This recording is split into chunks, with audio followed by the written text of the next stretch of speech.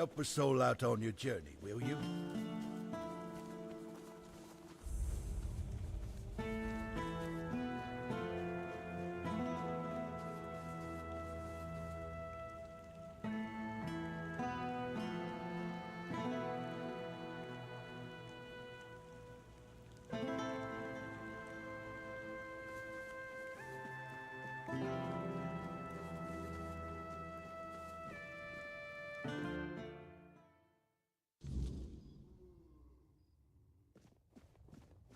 Always a pleasure to see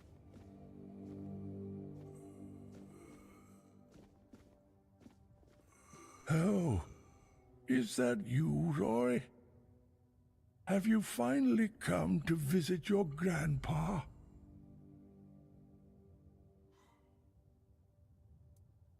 I won't listen to this drivel. One more lie, and you'll all regret it.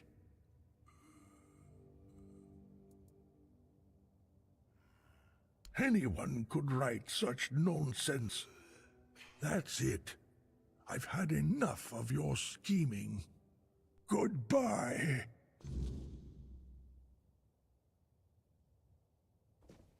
See you.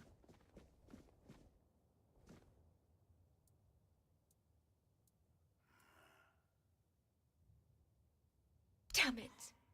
Damn it! I know you tried. This isn't your fault. It's mine. Wilbur was my patient. I can't run this hospital all on my own. It's an impossible task.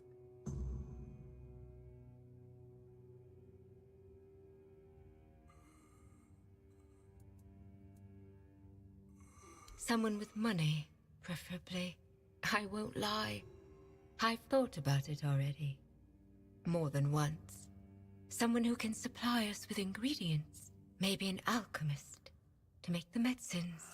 At one point, I even considered asking the Red Priests for help. But Neonte would have my head. Then I thought about Orwin and the Merchants' Union. But I can't abandon the patients just to have a long discussion about the business prospects of a failing hospital.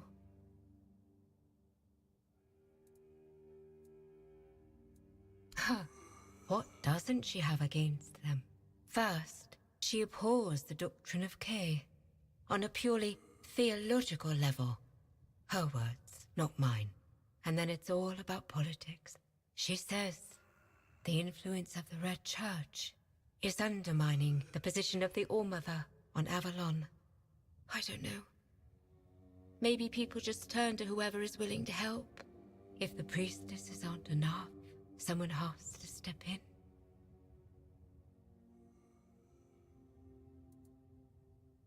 I know. That's why I'm hesitant. But some of them are also quite innovative.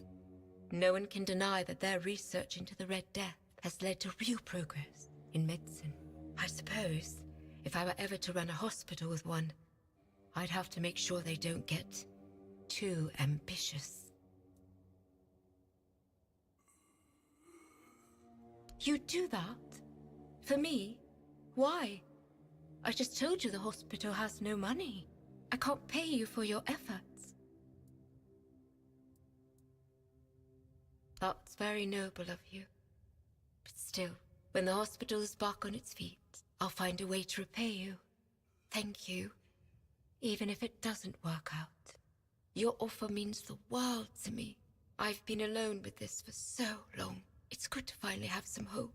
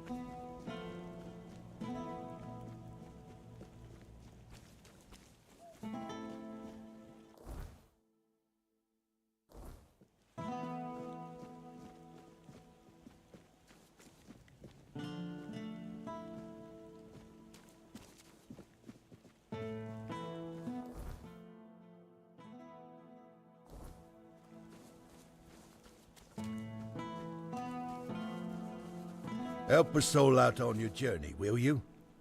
There's nothing. Absolutely nothing. Nothing at all. And there will never be anything. Look around you. Everything you see doesn't exist. We're not here. And the real Lord, the four-armed king, is lost forever. It's just greedy, deceitful lords everywhere. False kings. There is no king. Sagramore wanted too much. And Vayne, he doesn't even know what he wants. Nothing. There's just nothing.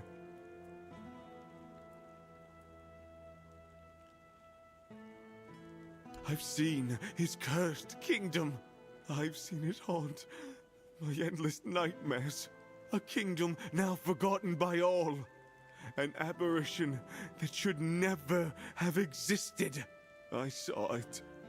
He made them kneel and cry his name. Sagramore! Sagramore! Sagramore!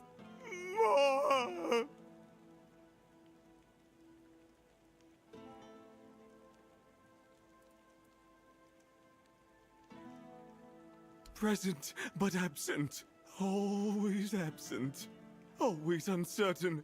Kunark is doomed, as is Vayne's entire bloodline.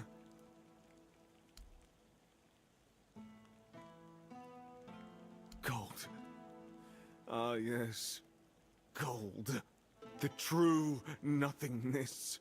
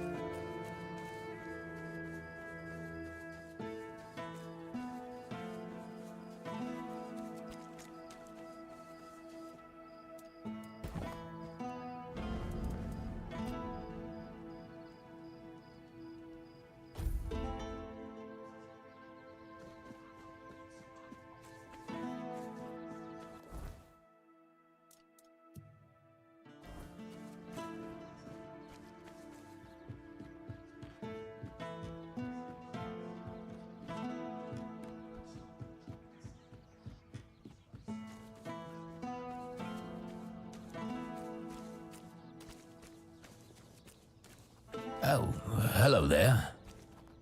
Elixirs, powders, ointments, got something for wounds, poisons, something to keep you on your feet through the night and help you survive the cold. And all of it made by my own hands, with science. No tricks, no vile spells. Yes, all magic is a scam. An illusion that pretends to give you something but always takes more in return.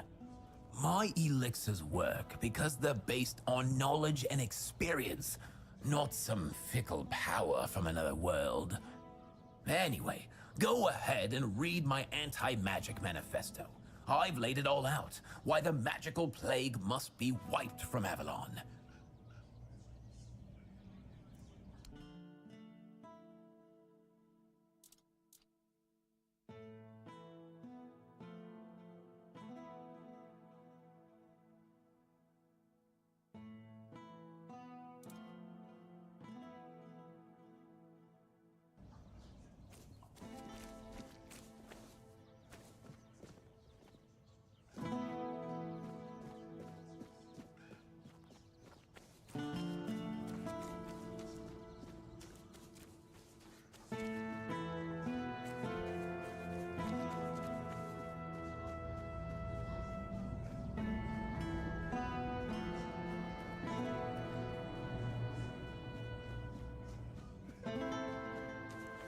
You doing okay? Hello there. Looking for solid, affordable gear? You've come to the right place. Ah, but where are my manners? I'm Alwyn, and you, my dear stranger, look like you are in dire need of a resupply.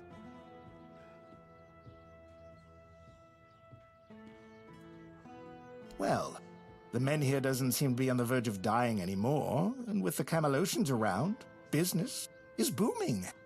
The longer they stick around with nothing to spend their coin on but our stalls, the better for us. It's a bit of a shame I'll have to delay visiting my brother at the Horns of the South, but he'll understand. He always says he can't leave his stall for even a single day.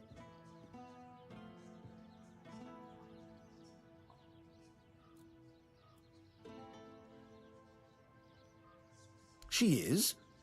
That's interesting news, though I had no idea the hospital had financial problems. I thought it was funded by our brave Camelosian army. Or was it Lord Yvain? I can never remember.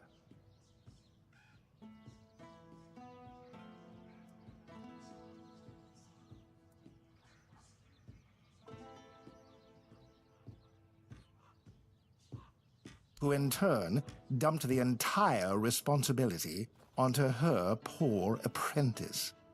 That sounds like a complete disaster of mismanagement.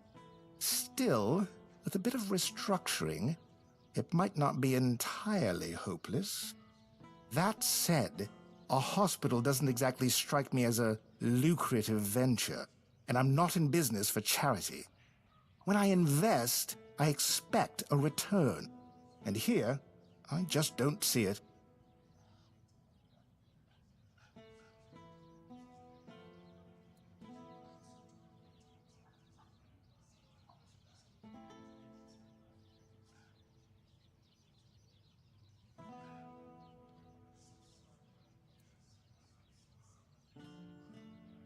That's true. But in Kunacht, people would sooner dig up their grandmother's miracle recipes than pay for something they used to get for free. I need some concrete ideas.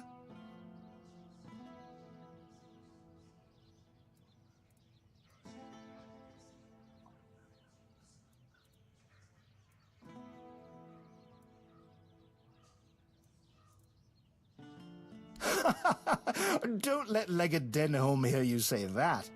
Well, at least not until we've made it happen. With how people feel about Camelot, a move like that could make the Merchants' Union popular enough to topple Lord Yvain. Not that we'd actually want to do that, of course. I can see you've put some thought into this. I can't stand when people pitch me a business opportunity and expect me to figure everything out for them.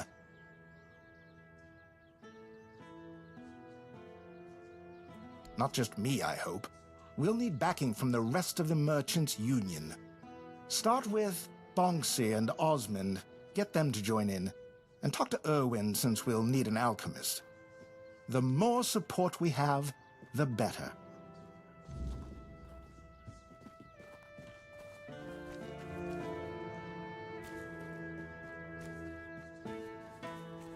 I wasn't expecting company.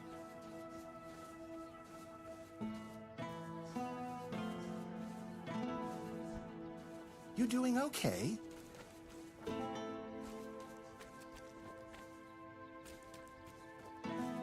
You're back. Good choice. What do you need?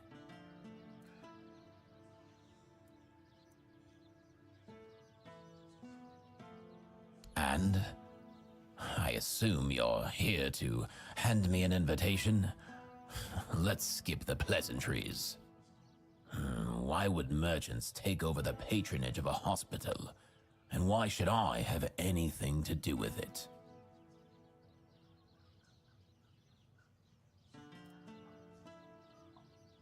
Touching, but I'll have to disappoint you. I couldn't care less. The people of Connacht have always had a knack for entrusting their lives to magical scarecrows, like that men here looming over us. As you can see, wisdom isn't their strong suit. If you don't have a better argument, we might as well end this conversation now.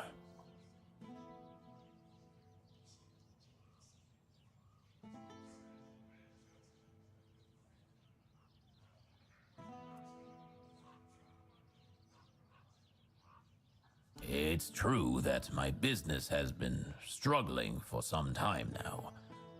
The priests are to blame. Ever since they started strutting around Connacht, people have been hesitant to use the services of alchemists, afraid of how the Red Church might react. Fine. You've got my attention, but you'll have to put in some effort.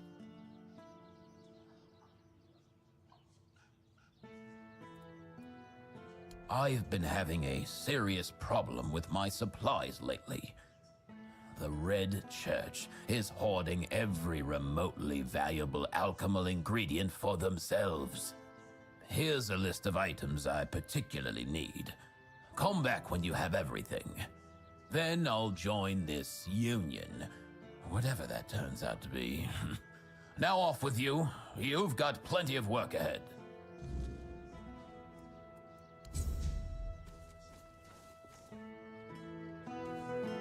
You doing okay?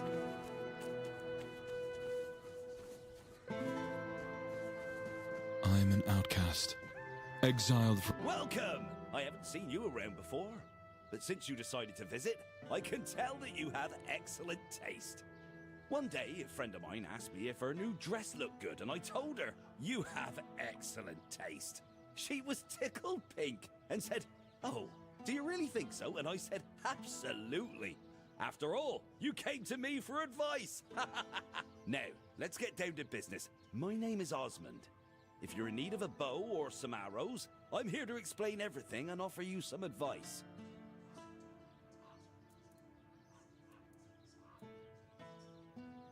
No. Good advice is always handy, especially when it comes from someone experienced. And believe me, when it comes to archery, I'm not just an expert. I'm beyond that. In fact, I'd be surprised if you found anyone on Avalon who knows more about it than I do.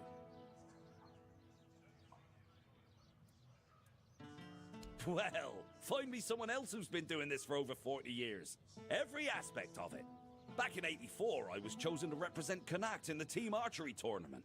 And I wasn't even a lick over 18 back then. During one round, we were shooting at targets 100 meters away. The target was the size of a small apple and the wind was blowing from the left. So, I took aim and wham! Right in the middle. Even the captain of the Camelot team jumped up and asked, have you got any more like this one? Maybe the boy would rather shoot for us.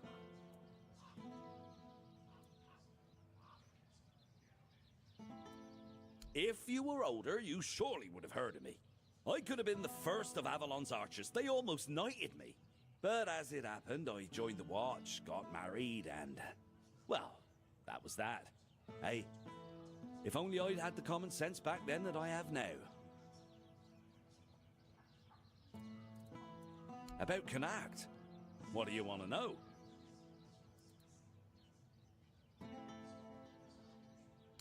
There's not much to say. They told us the Menhir's gone out, and now they want to move us along with it, but the way they're handling it, they've been here for weeks.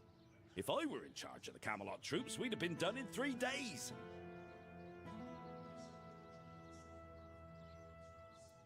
He's a good man, but that woman of his, oh, mother preserve me.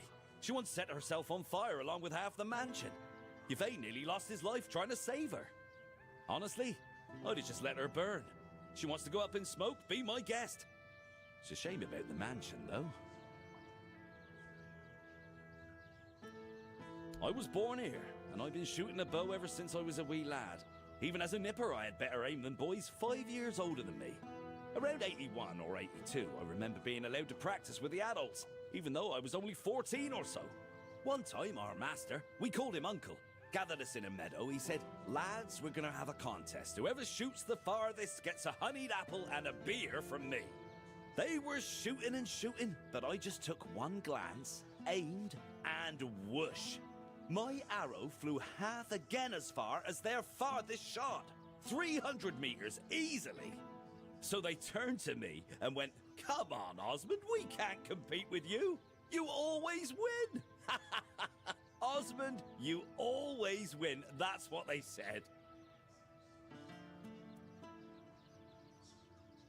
I could have joined Camelot's army. With my aim, they would have made me one of the royal archers. But leaving was tough, especially since the girls here love to watch me shoot. They'd squeal with delight every time. And in Camelot, during a war, who knows what might have happened, so I decided to stay in Connacht and join the Watch.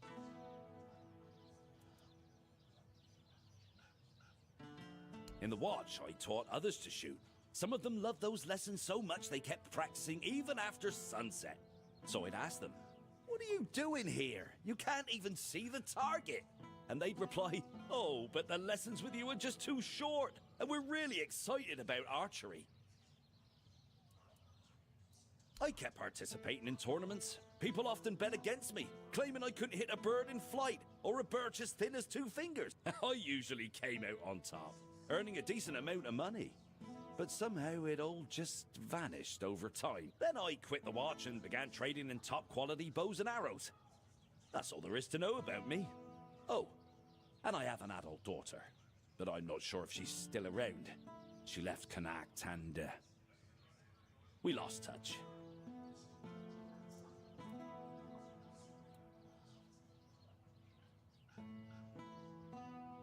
Gossip is for women and innkeepers. You should see Morag for that. She's both. She's a good one. About 3 years ago, I helped her fix her roof because her husband had died, and there was no one else to do it. She still mentions it. "Osmond, you fixed that roof better than any roofer could." She tells me that every time she sees me.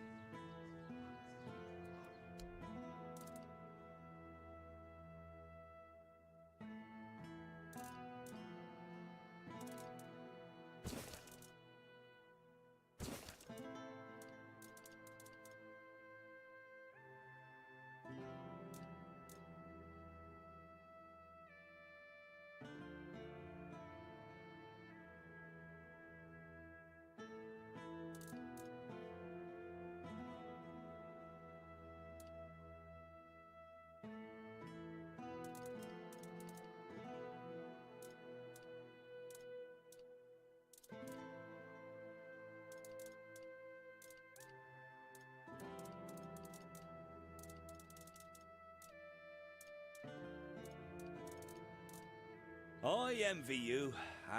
If I only had access to bows like this when I was younger. Hello. Coming back to me, I see. You must have excellent taste.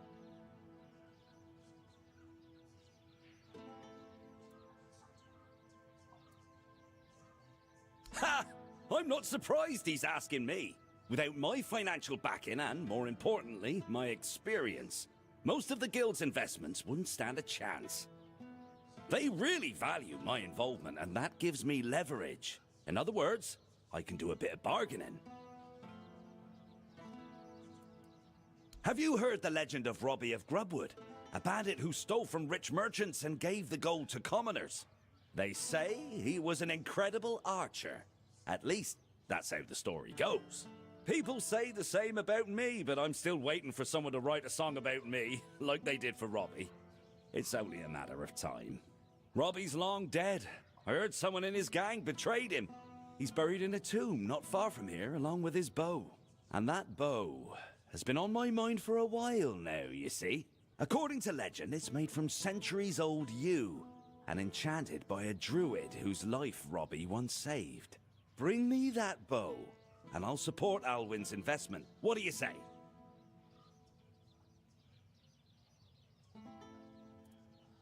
That's what I like to hear. I always say sticking close to older, more experienced folks is worth it. There's so much you can learn from them. Am I right?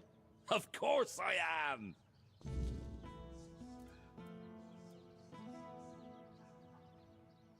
As it happens, there's something you can do for me. I've written a letter to Lord Yvain, a few suggestions on how, in my view, he ought to handle this whole business with Camelot. Figured he could use a bit of advice from someone with strategic sense, a head for negotiation, and a touch of military experience. Would you take it to him? You've got younger legs, and I'd rather not leave my stall unattended. I'll give you a few coins for your trouble. Brilliant! Here you go, just don't lose it.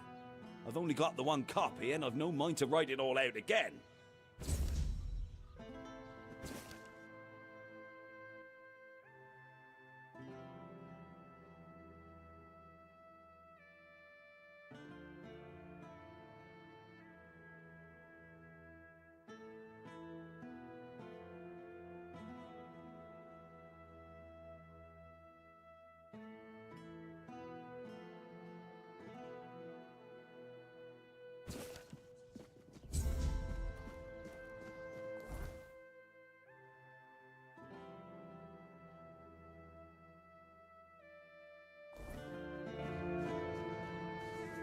Oh, hello there. You're not here to talk about the men here, are you? Oh, please say no. I've had my fill of that topic for a lifetime. Oh, there are far more exciting things to chat about. Like treasure hunting, for instance. You got a look about you. I bet you've been to some dangerous places, haven't you? I'm Bonksy, by the way. I'm an adventurer myself. I have a few trinkets to sell from my last expedition. Want to take a look? Oh, I'm not entirely sure.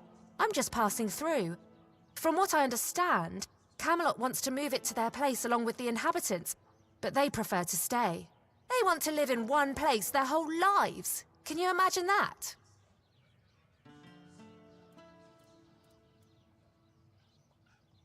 Oh, all different kinds. Like the ones where you crawl through damp caves or cold tombs, dodge traps, and hope whatever's growling in the dark isn't hungry.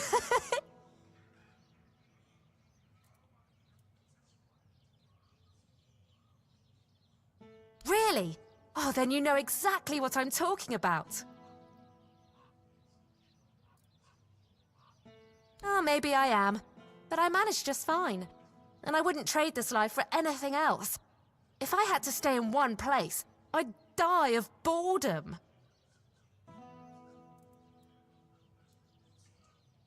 Oh, I just take old, forgotten trinkets. They're no use for the dead anyway. It's not robbery if nobody's around to miss them.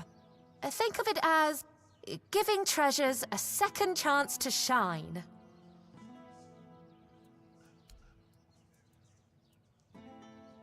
A trip to the caves by the bay in the south. The bandits set up a camp there, so I decided to go after their loot. After all, stealing from a thief isn't a crime, right? They were drunk, so I thought I could sneak in and grab the treasure without any trouble. But I guess I underestimated them. They caught on and started chasing me. 4 or 5 of them, I think. I made it to the exit, and then there was a giant ogre on the beach. I barely managed to slip past it, and the bandits backed off. You bet. Well, crazy stories like that keep happening to me all the time. I usually barely manage to escape with my life. And I owe all my luck to my magical hairpin. I picked it up from a delightful wandering merchant who goes by the name Malachi. He said the hairpin was blessed by the Lady of the Lake herself.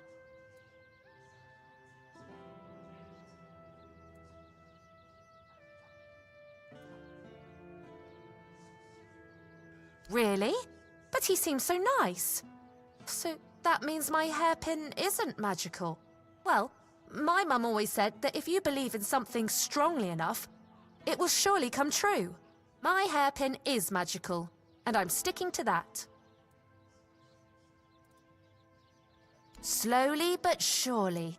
In Connacht, fewer people than I expected are looking for artifacts, potion ingredients, or adventuring gear, so I'm counting on travelers. Like you. You must be interested in unique enchanted items, right? Oh, of course you are. I've got something, well, peculiar. But it comes with a fascinating story. It's a piece of armor I found on one of my expeditions. A beautiful, knightly breastplate with just one tiny flaw. It screams in pain when it's struck. It's kind of funny, but I'm afraid not many people have the sense of humor to wear it. I'll let it go for a mere 200 coins.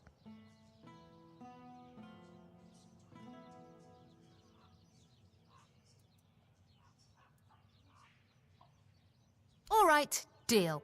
I just want to get rid of this gear and hit the road. Oh, one more thing. This armor came with a letter. I found both in the ancestral tomb of the Gévaudan family. Oh, I'm a little jealous, to be honest. This sounds like the beginning of an exciting adventure. I chased the trail myself, but first, I need to sell off my finds so I can travel light. With a full coin purse, of course.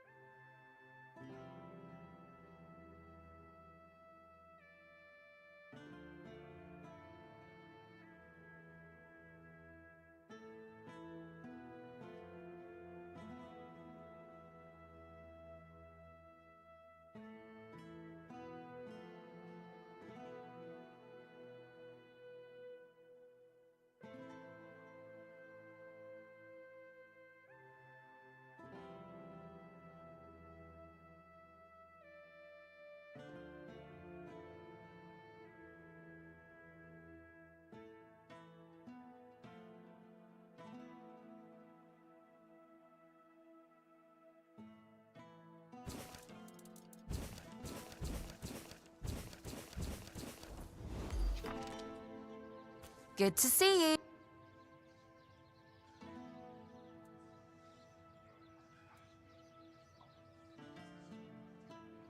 I don't know. I got an offer to supply ingredients for healing potions. But honestly, that doesn't sound very exciting.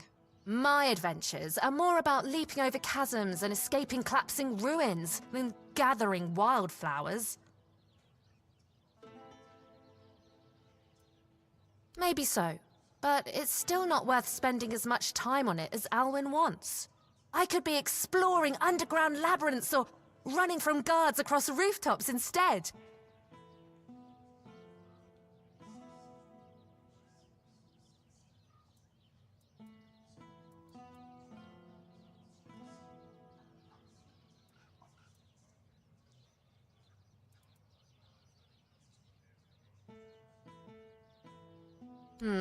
You know what? You're right. That could work.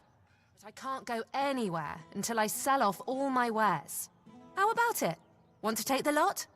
I'll give you a big discount. Yes? Did you manage to scrape together the money? Oh, I hope so. I'm starting to feel like I'm rooted to this spot.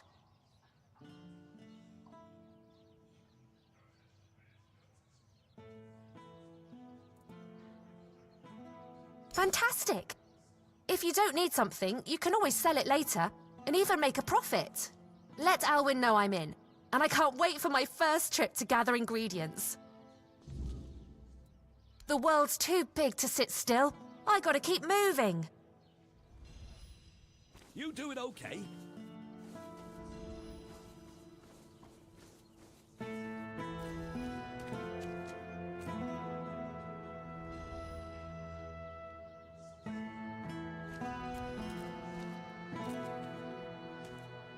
Oh, hello there.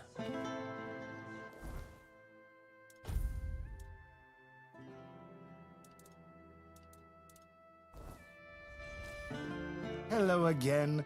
I've got everything you did. It's...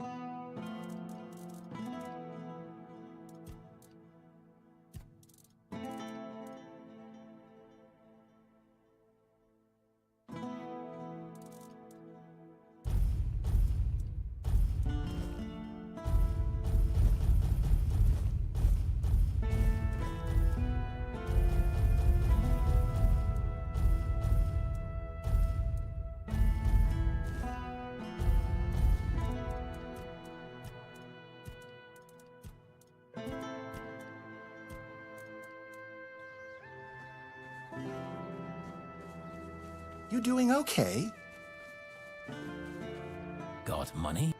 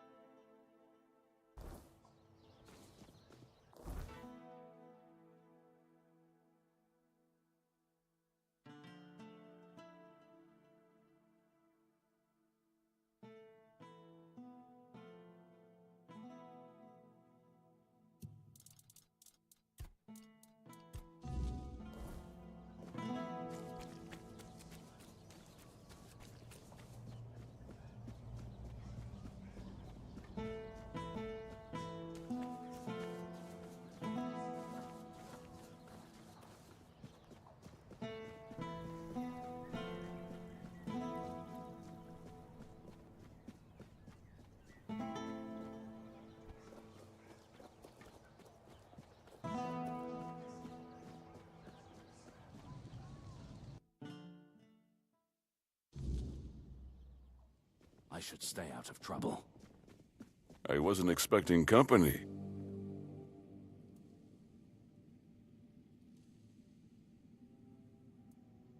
Does it now? Very well. Tell Osmond that... what shall we tell him? That I thank him for his concern, and that I will take his advice under consideration.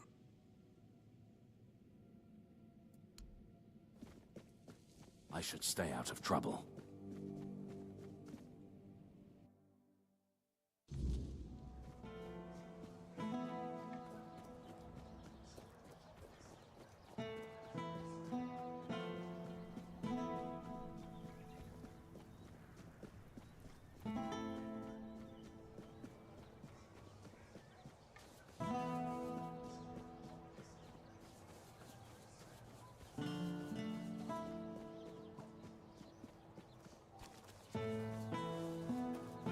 Hello, coming back to me, I see.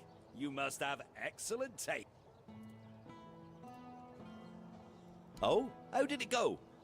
Did he read it? What did he say?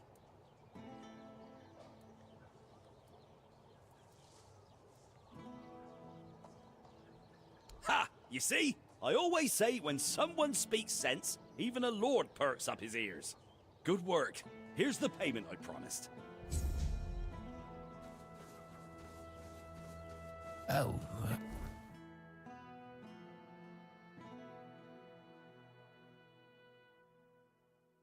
There.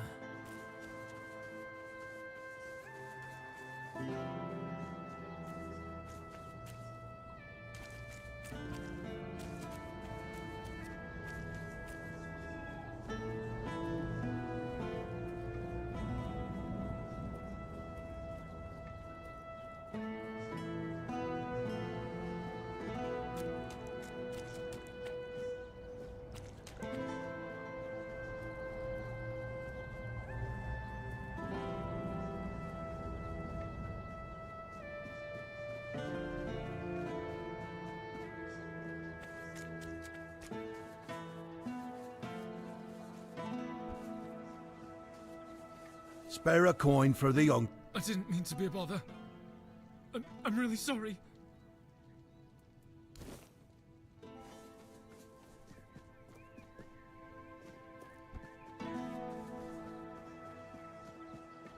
Oh, hello there.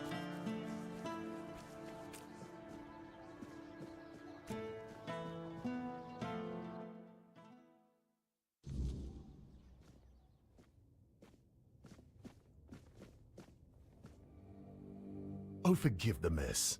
I didn't really have much choice about where to set up my things. Normally I'd be in a tavern, but... well, it looks like the tavern is closed until further notice. That means Varel's bookshop is the only place where I can read and work in peace. Oh, of course, my apologies. I'm Imran. My thoughts tend to drift far from the present. I'm a scholar of sorts, though not the kind that hides behind walls of parchment. My calling is to seek out traces of what was lost, ruins, relics, anything older than old. And yes, I'm a Pict. Not many of us wander these lands, I know. Staying in one place isn't exactly in my nature. So I travel, I learn, I dig through the bones of the world hoping to find something more ancient than mankind. If you're asking out of politeness, let's just leave it at this. I thank you for your interest, but I won't give an answer. Trust me. I could talk the hind leg off a donkey. No need to waste time on such things. Wow! That's really kind of you. So, thanks to Varel's generosity, I managed to get my hands on a certain book. Well, once a book. Now it's just a pile of loose pages. However, these are some truly fascinating loose pages. They're the writings of a Dalariata scribe from nearly 6 centuries ago. Incredible, right? But what's even more astonishing is the content.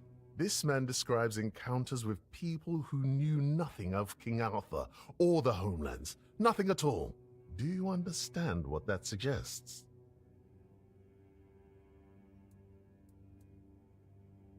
I'll tell you.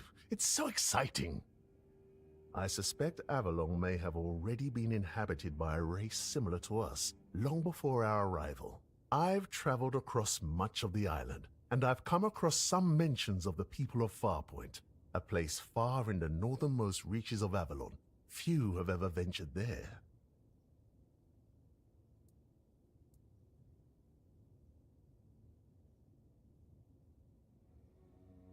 Perhaps the weirdness started to gather and ruin their crops, or made hunting more dangerous. Or maybe it was some sort of conflict that forced them to seek a new place on the island. Or perhaps they simply had a nomadic spirit. It's hard to say with the scraps of information I've managed to gather so far.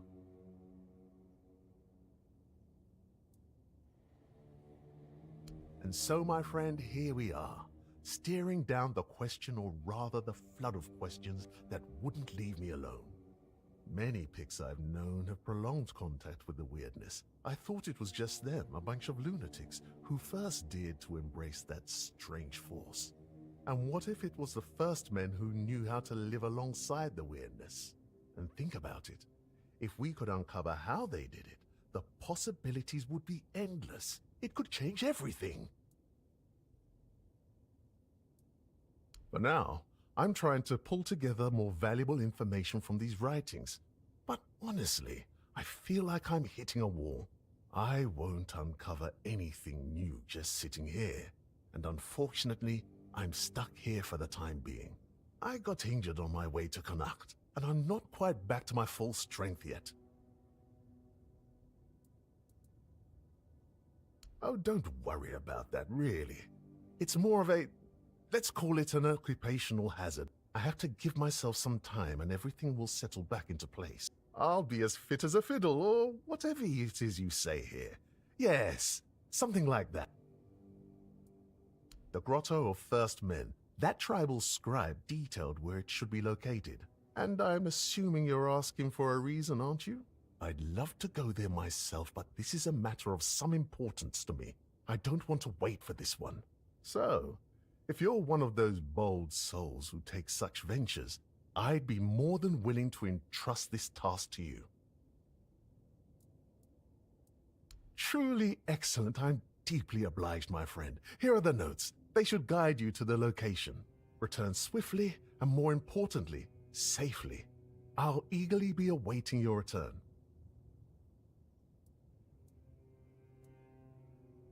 The place seems to attract trouble. Not a good place, then. I'd run out of breath listing all the things that plague this place. And I haven't even been here that long. Of all the misfortunes these poor people are facing, I'd wager the men here is the gravest of them. The Red Death, troubling as it is, seems manageable, at least with the intervention of the priests. But the weirdness, shoot. If the men here goes out, these people will face a far greater peril than any sickness or human form of conflict. I heard she was a Dalariata who runs a bookshop in Connacht. I was a bit apprehensive about meeting her. I thought I'd find someone overly rattled and stripped of her own cultural heritage. But Varel, she's different. And I admire her work that she even bothers to do it. Sometimes, it feels like people have lost all interest in discovery, whether it's the kind found in verses or the kind waiting out there in the wide world. Farewell. Remember to take a good map.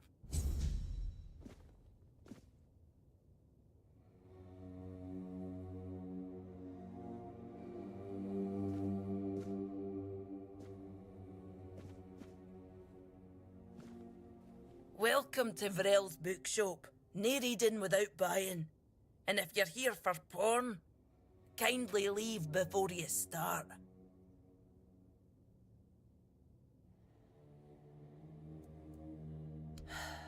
Aye. Look, I don't begrudge anybody their reading habits. Each to their own. But some things should be kept private.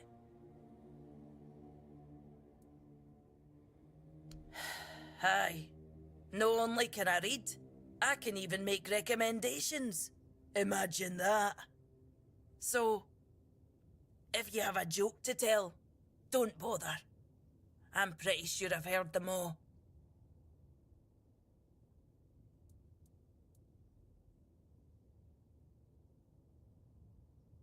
Perhaps it is. But you'd think that so-called civilized people would accept it with mere grace. Hearing the same crude comments over and over again makes me feel like I've never left the training grounds. Then there are the braver ones who tell me I'm not welcome here.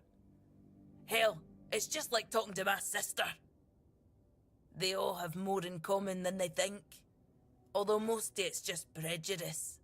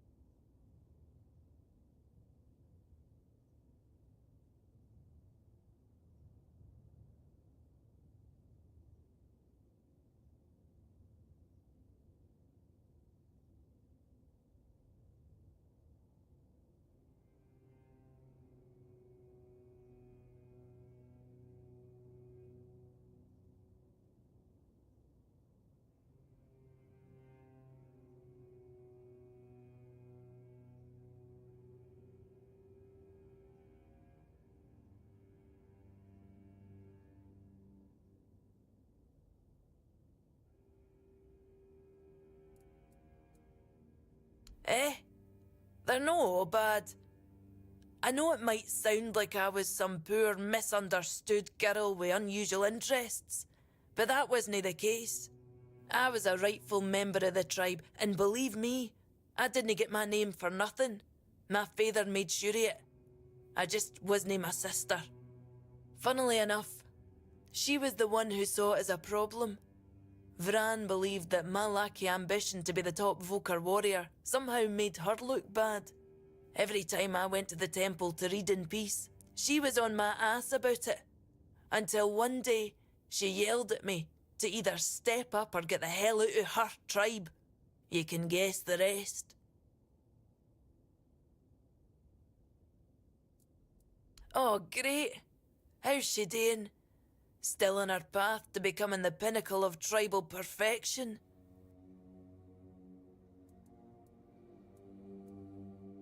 Huh. Of course she did.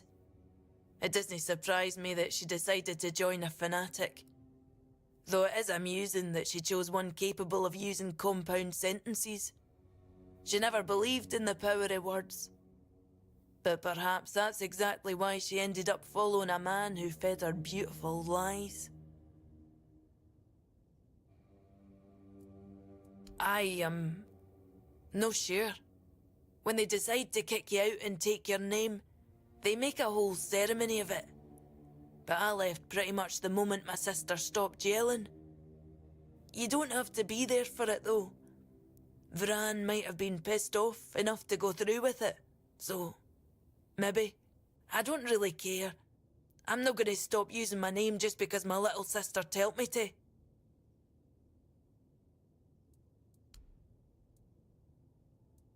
This shop belonged to my late husband. We met on the road. I was a mercenary hired to protect the caravan. He was a fine older gentleman, fascinated with a Del Rita lass who shared his love for books. It was a lethal combination for my poor heart. We didn't get near enough years together, but we were happy. We didn't have much family left, and they couldn't care less about this place, so he left it all to me. Well, I can't just take the shop and hitch it to a cart, can I? Although I suppose that might be more or less what I need to do. I didn't hate living here, you know. It was fine when my husband was still alive. I even thought people were starting to warm up to me. And then he died, and the respect died with him. And then Camelot arrived. Everything just went downhill for there.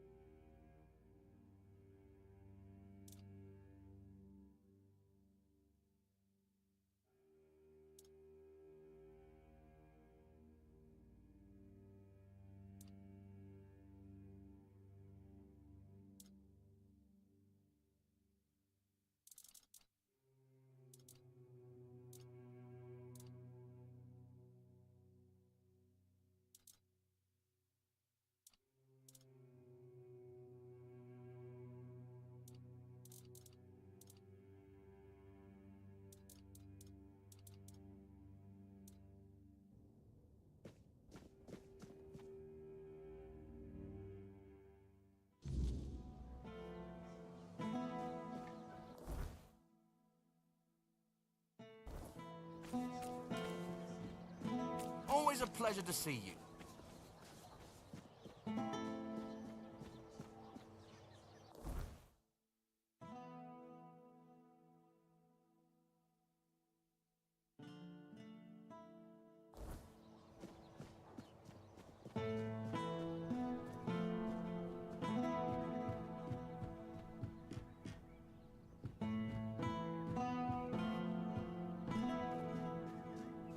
Have some spare food or coin?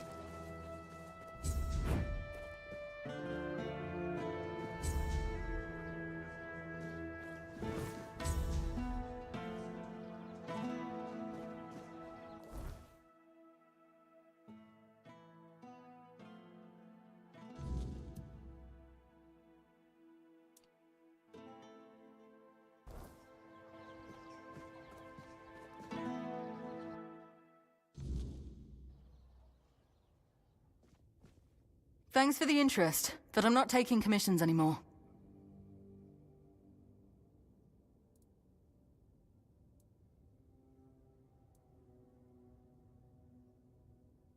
That's really how you want to spend your time? There's no telling how much of it you've got left. Well, it's your life. Go on, have a look at my masterpieces, and pretend they mean something. My name's Delia. I spent years working in art. Mostly decorating walls and ceilings, though I carved a few statues for Lord Yvain as well. It's only recently I realized what a waste of time it all was. I used to spend entire days in the studio, carving, painting, cutting off from the world. This whole business with Camelot opened my eyes. The men here was just there. I never thought it could go out forever.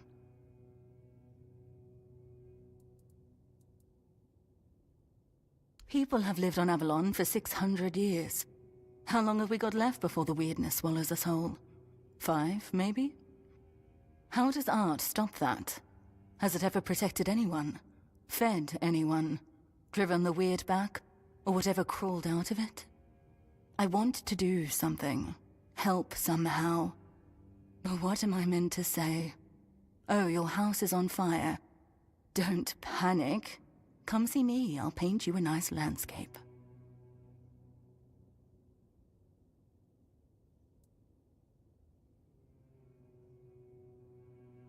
I was an artist for, what, 15, 16 years? Believe me, most people just want a nice mosaic on the wall so their neighbors get jealous. At best, art lets you forget the world for a moment. But it's just that. A moment. Doesn't change anything.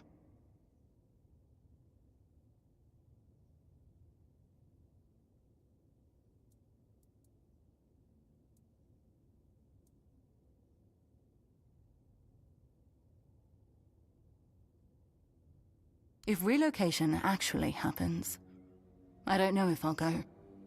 The capital will need workers and sharp minds to try and delay the end of the world. Can't say I'd be much use. Maybe I shouldn't. But lately, it doesn't feel like the world's ending. It feels like it already has. People just haven't accepted it yet.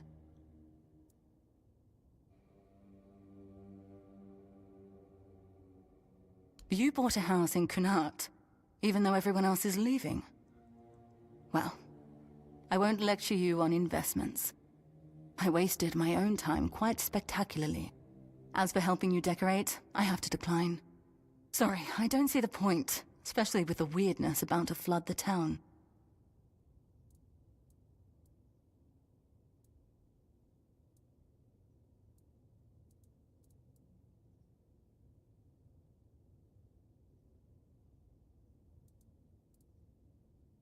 You mean go out with my head held high? Face the end and laugh in its face? There's something seductively romantic in that vision. Like shouting into the oncoming void. I'm still here. I still think and feel. All right. I'll take the commission. Tell me what you need from me.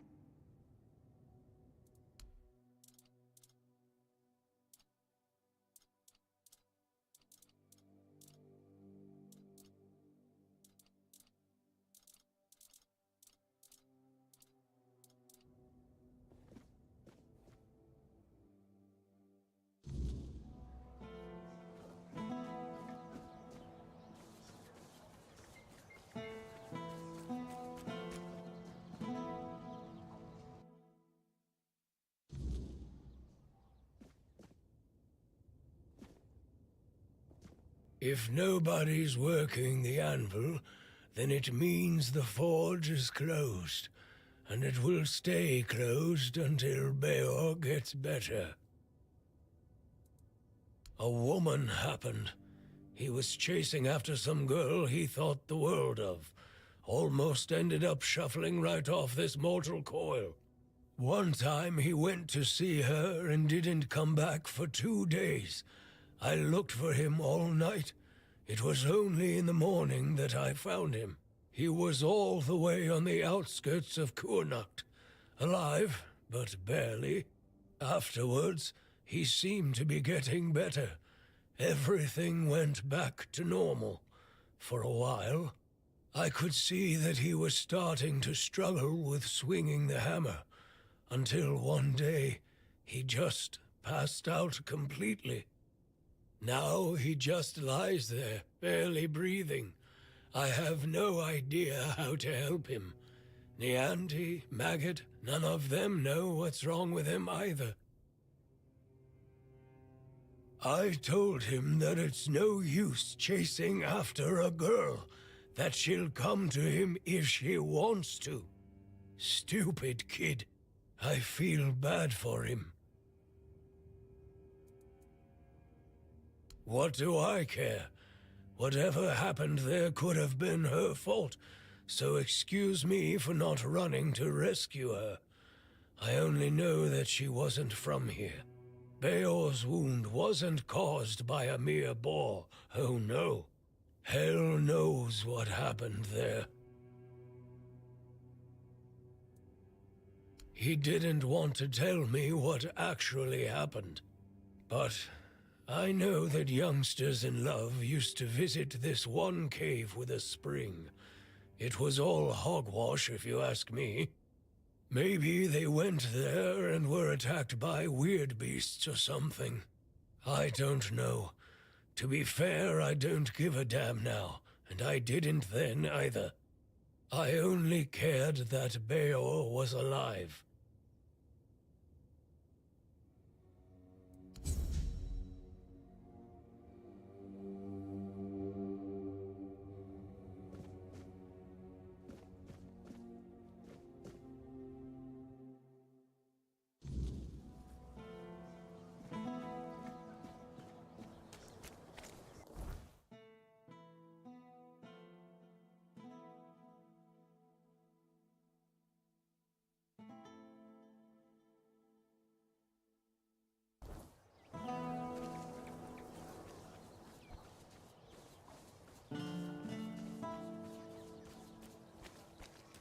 If you're here to chat, you've wasted a trip. Speak up or ship out. I've got things to sort. Well, are you standing there for a reason, or is the scenery here all that captivating? Jobs. Check the notice board outside. There's always something that needs doing, and I don't have time to spell it all out. Can you read? Can you lift more than a feather? Then there's work for you. Pleasant is for feasts and fair days, neither of which you'll find here. I'm here to keep us supplied and alive, not to make friends. If you need coddling, you've come to the wrong place.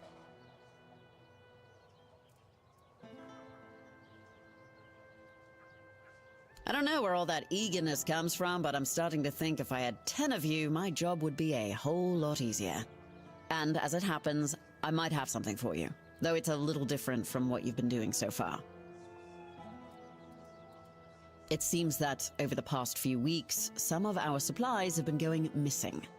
Just small amounts, and I'm not gonna lie, I didn't even notice at first. But when I checked the books at the end of the month, the numbers told the truth. Someone's been stealing the Legion supplies, and I won't stand for it. At first, it was mostly just food, so I figured it must be rats and set up some traps. But not only did the traps turn up empty, the next time I checked, a hammer, a saw, and a couple of knives were missing too. I don't know about you, but I've never heard of a rat that can chew through iron. I thought I did. One of the lads, Percy, volunteered to guard the supplies. Seemed like a decent enough guy, but, well, I guess I was wrong. The next day, Percy was gone, and with him, even more of the supplies. His mates swear he'd never do that. They say that the army was his entire life, but I find it hard to believe.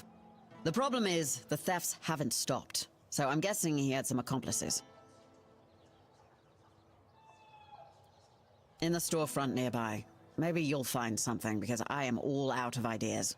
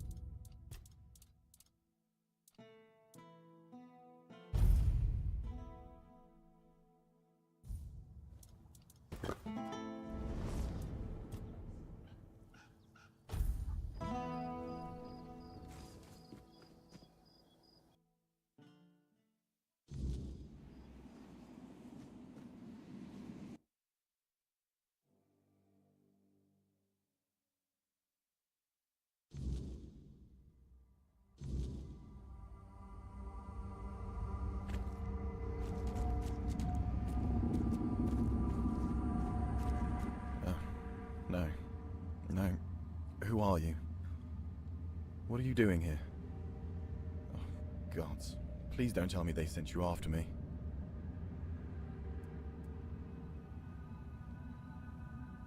Is that what they're saying? Gods, this is a nightmare. I'd never desert. I swear, the lads are my family. I've got nothing else. I can't believe I'm going to die here. With everyone thinking I'm a traitor. And a thief, too.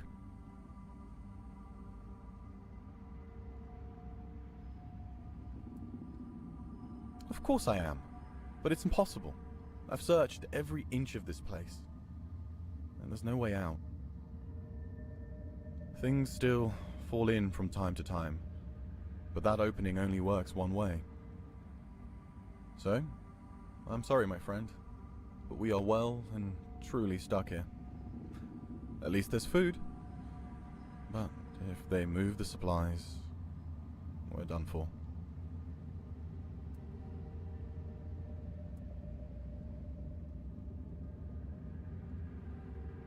I don't envy you your hope. I know what it's like to lose it. But, go ahead. I remember what it felt like to have something to do.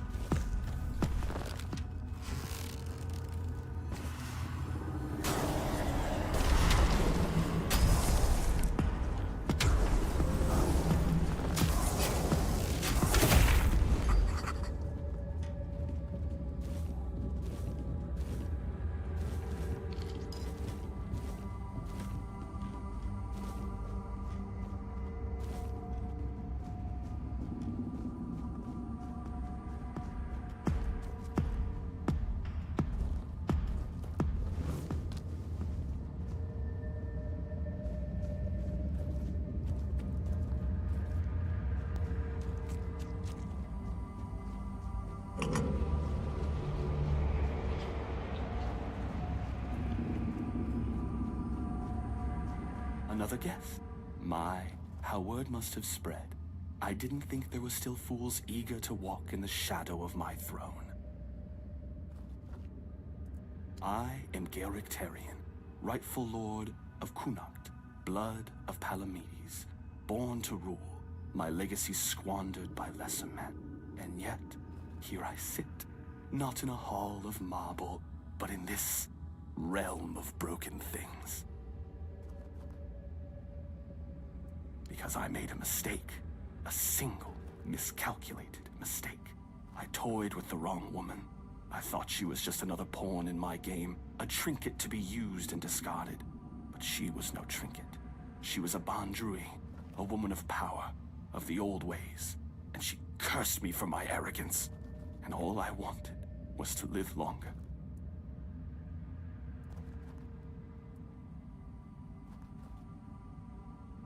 Yes, and then some, as you can see. Eternal life. Sounds like a gift, doesn't it? But no, I was not given life. Only existence.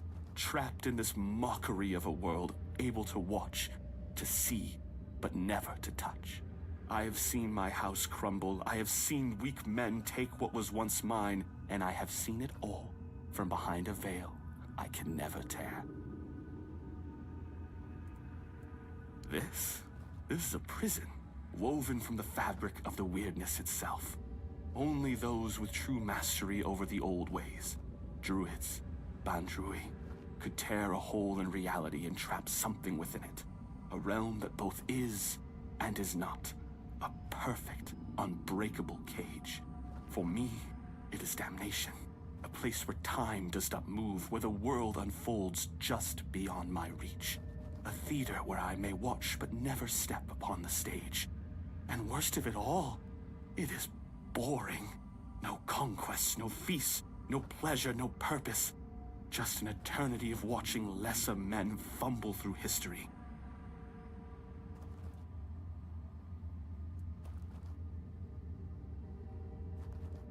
And the veil between worlds is thinning.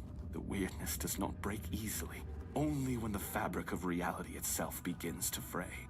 My prison and your world should never touch. And yet, here you stand. It seems the world outside is shifting, twisting in ways it was never meant to. And when that happens, things bleed together. A tear like this should not exist. And yet somehow, you've slipped through. Whether that's for good or ill, I suppose we'll find out soon enough.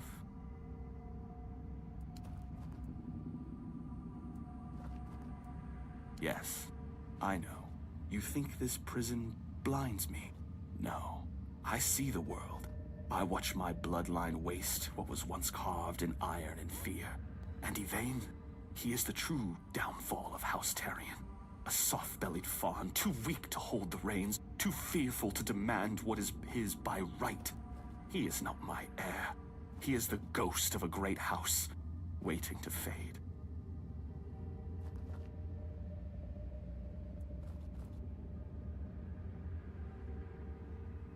Ah, history, the great devourer. It swallows men whole and spits out only what it pleases. Palamedes, my ancestor, his name endures, woven into the fabric of Avalon like a golden thread. But me, I am the frayed end, the unraveled strand, cut away and discarded. And why? Because I ruled not with honeyed words, but with truth. Because I did what was necessary. Connacht was mine. My name should have echoed through the ages, carved into stone, whispered in fear and reverence alike. And yet, here you stand, proving what I have long suspected. I was not lost to history. I was erased. Gracious. You mistake me for a king who begged to be loved. Gracious rulers are forgotten. Merciful kings are overthrown. I ruled with a firm hand because Avalon demands it.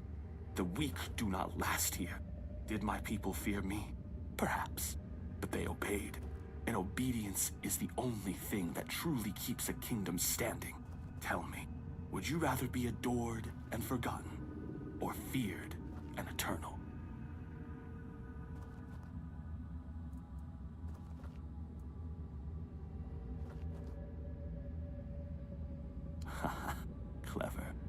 This was not history's doing. This was her doing. A Bondrui's curse, not time's judgment. And yet, what's the difference in the end?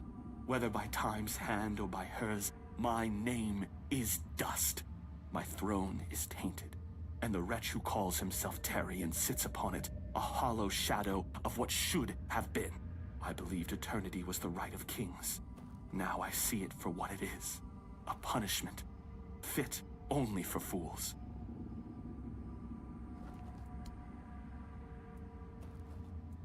I don't know. I cannot be killed.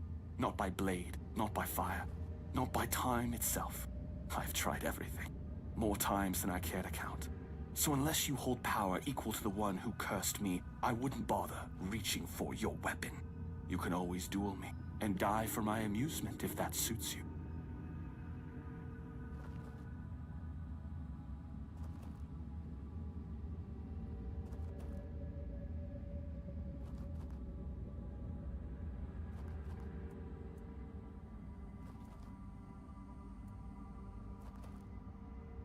Oh, now that is a bold claim.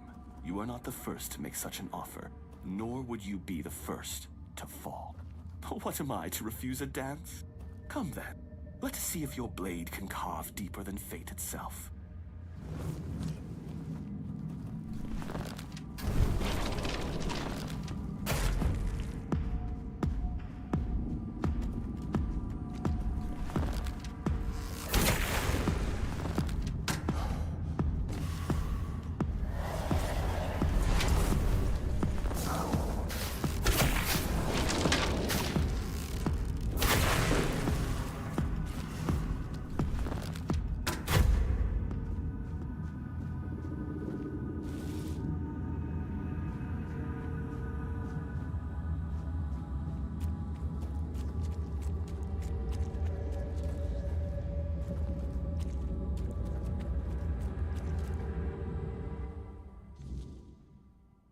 Believe it.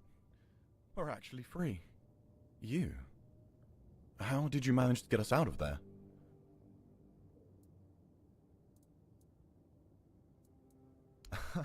That I don't doubt, my friend.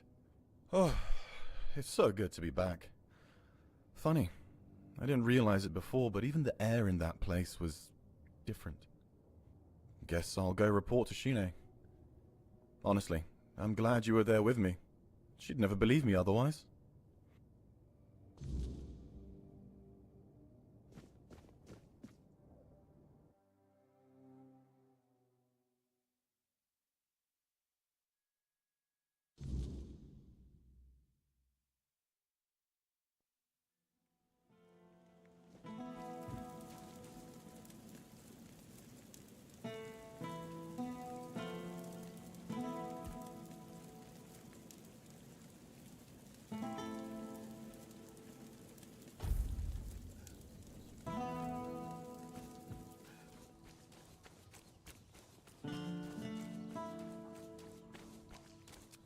You're here.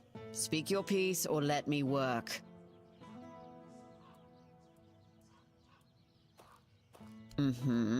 Percy tried to spin me some wild story about falling into another realm. I didn't toss him straight into a cell, only because he swore you could back him up. So, what did you find?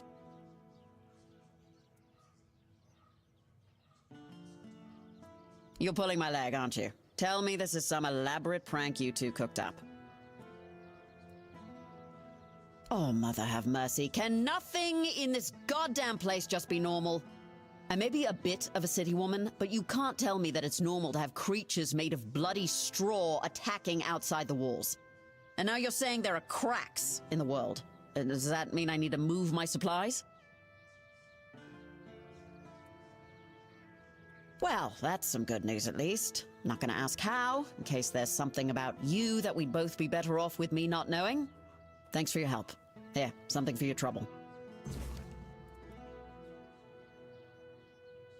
There might be something, but look, it's got to stay between us, right? Well, one of our warehouses burned down recently. Completely down to the ground. When I checked what was left, I found a trapdoor. It must have been hidden under the floorboards, because I never saw it before. Problem is, it's sealed shut, and the lock looks ancient. Denholm told me to leave it alone, but it's been bugging me ever since.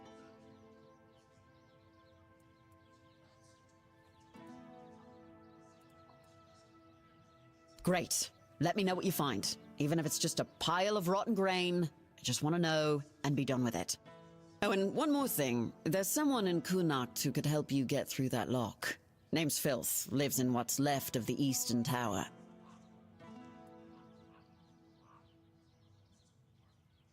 Yeah, well, of all the things I've seen in Kunakt, at least I know Filth is harmless and knows everything that happens around here. I've never caught Filth doing anything illegal, and as long as it stays that way, we're good.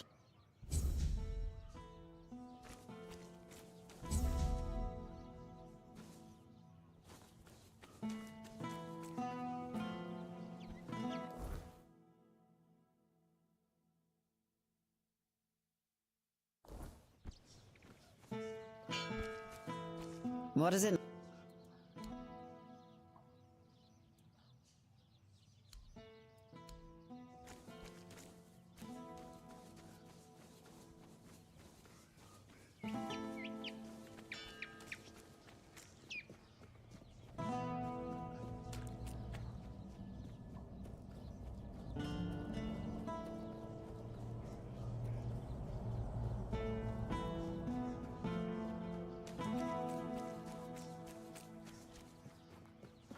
You do it, oh.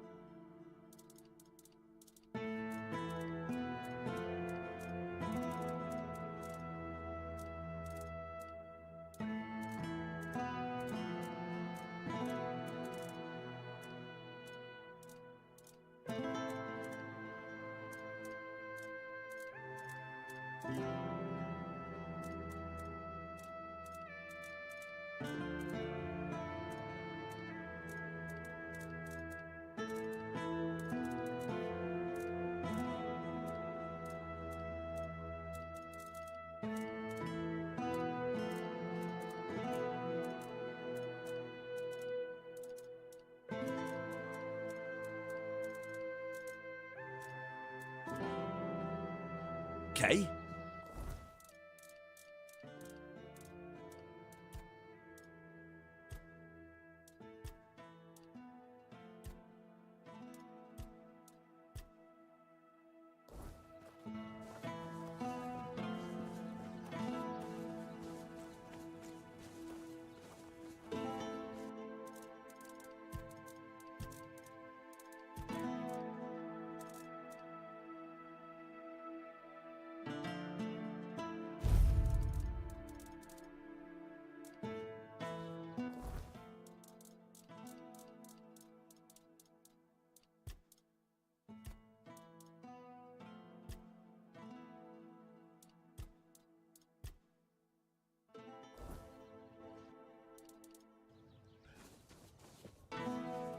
Always a pleasure to see you.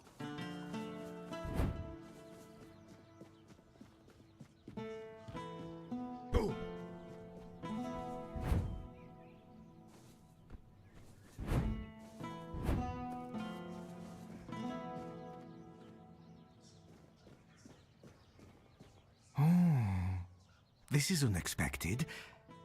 You look beautiful, you know, and you have a beautiful soul. Maybe even more than just one. I can hear them fluttering. I see their soft shimmer. Will you show me? Show me, show me. Trust me. Even though filth is filth, I can be generous. I want to be generous. I want to be good. And you should feel special. That could happen. Souls trinkets. All those that belonged to others, but are now yours. Because you dared to reach for them. For you. A blessing of sophistication. Or perhaps splendor. For those who have had something taken away. A blessing of absence. Even lack can be worth experiencing. Deeply and intensely.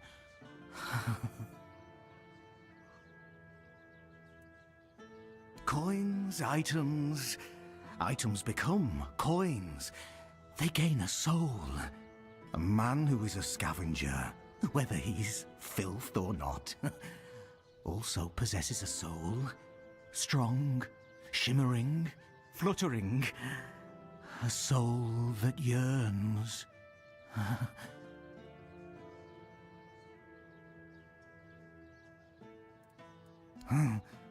Nothing more than a mongrel.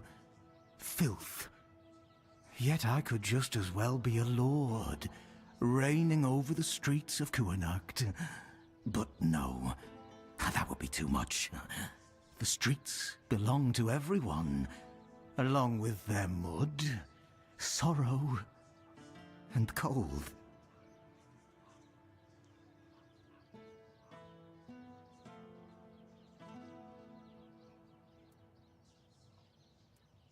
Filth. Both a name and a title. One cannot forget about titles. There were people who made filth aware of my own filthiness. Good people. People who showed me the right way. Let it feel special. And beautiful.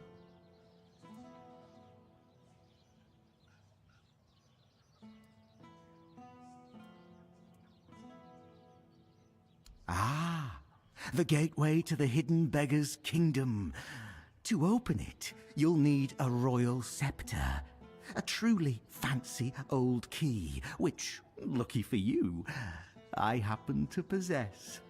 I haven't been there for quite some time.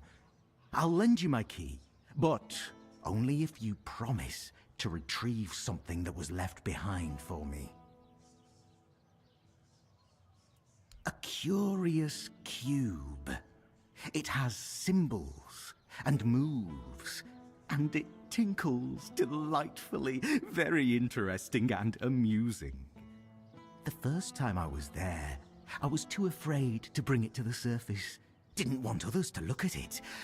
But now, I want to have it here. Here. Take the key. Bring the cube to me. Make me feel nice.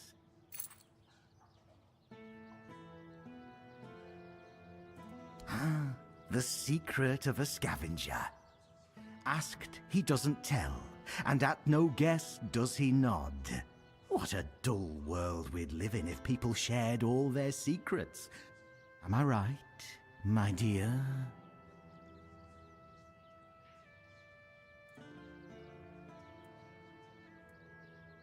Oh, of course not.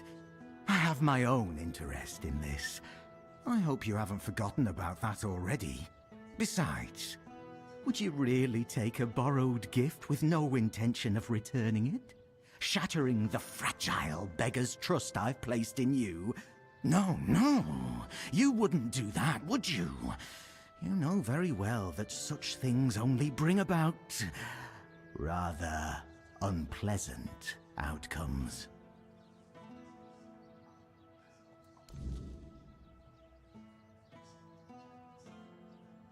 Oh, one more thing. If you have anything that once belonged to someone else, I'll gladly take care of it.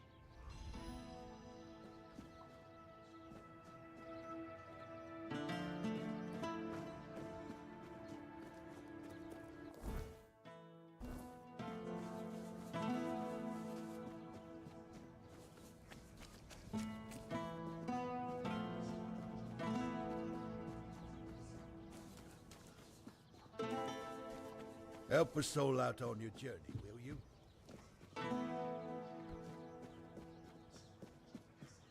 Oi, you. You're new here, aren't you? I don't think I've seen you around before.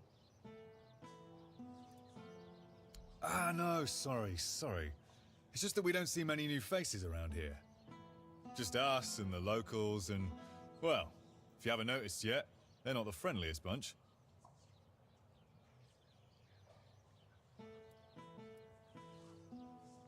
Do they? Then maybe we're all just sick of looking at each other. I'm sure they're not all bad. This must all be quite hard for them. But it's not like I want to be here either. I've got a pregnant wife waiting for me at home, and they won't even let me buy a book for her. Yeah, about birthing and labour and whatnot. It's going to be our first, you see, so my wife's worried sick. I wanted to send it to her, to ease her mind, you know? But that Dalrita wench chased me out of her bookshop and won't let me back in!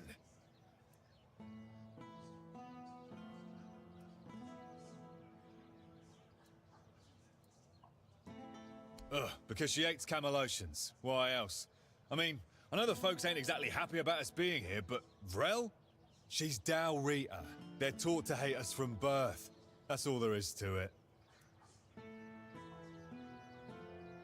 Well, could you? I'd be really grateful.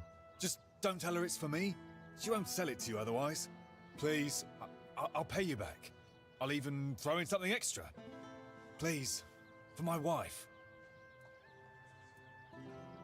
Oh, thank you. You're a lifesaver.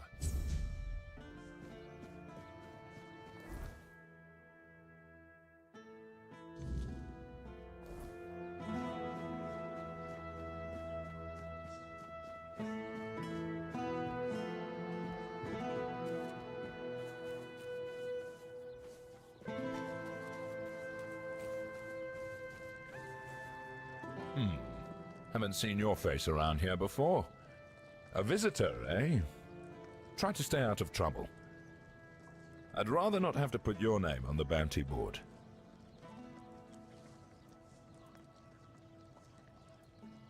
No, that'd be Sheena. I keep this camp running and make sure everyone's pulling their weight. Idle hands have no place in Camelot's army, especially not on a mission like this. Trouble is, we've got more work than men. So if you're looking to earn some coin, check the notice board. I've posted a few bounties. I can't spare any soldiers to deal with things outside of Kunacht, but I'll be damned if I let those bandit scum run loose. I handle what makes soldiers fight. Sheena handles what keeps them comfortable. You want glory and gold? See me. You want a softer pillow or a warm meal?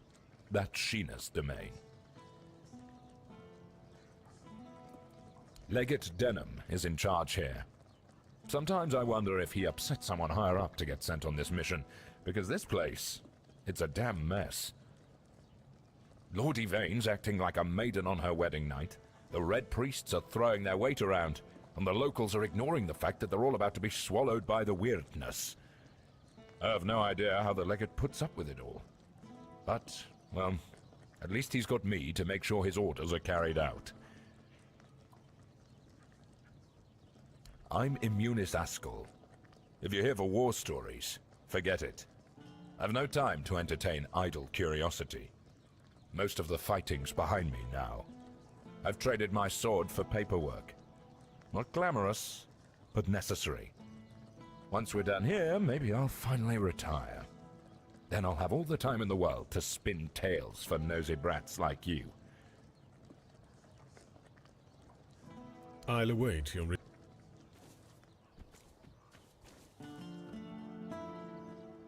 Ah, here's our troublemaker. You've really caused a stir around here with that spectacle in front of the Menhir.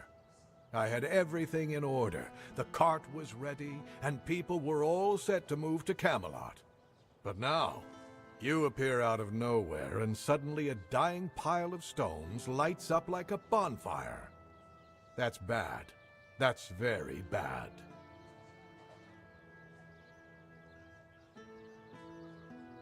Firstly, because now I have to write yet another report to Camelot that we're going to be late, and that they need to send us even more supplies. Secondly, you've somehow reignited the Menhir. And this has reignited people's hopes that they can stay. And that's dangerous. And before you ask why it's dangerous, take a look around town. The recent Red Death outbreak took its toll, and I'm pretty sure things are just going to get worse and worse. But you should be thankful to them. Their hopes are the only reason we haven't locked you up for sabotaging our initiative.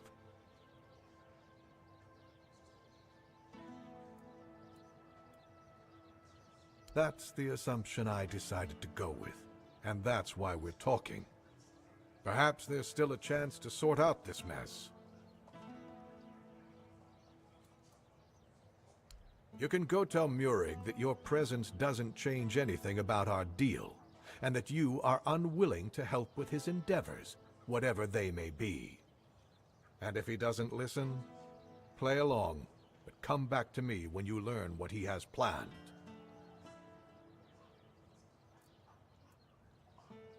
Isn't it obvious? For the safety of all the residents of Avalon.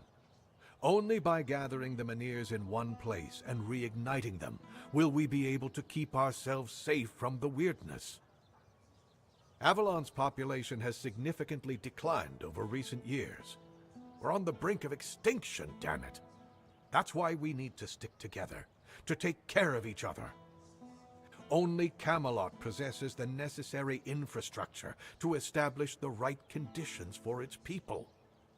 If they remain here, they will die, either from the weirdness itself or from the horde of monsters it spawns. And there aren't enough soldiers here for their protection. You must know that I didn't come here just to obey orders. I truly believe that this is the only way to save everyone on Avalon.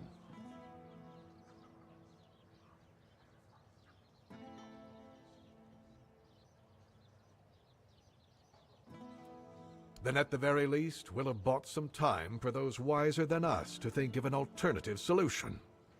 Perhaps we will invade Tuathan, like in the glorious old days. Or perhaps someone will find a way to free the derelict fleet, allowing us return to the homelands. I don't know. But there's one thing I'm certain of, and I'll repeat it as often as necessary. Only by standing together can we overcome the weirdness. Scattering our people across the island is the worst solution, and it's a sure path to our ruin.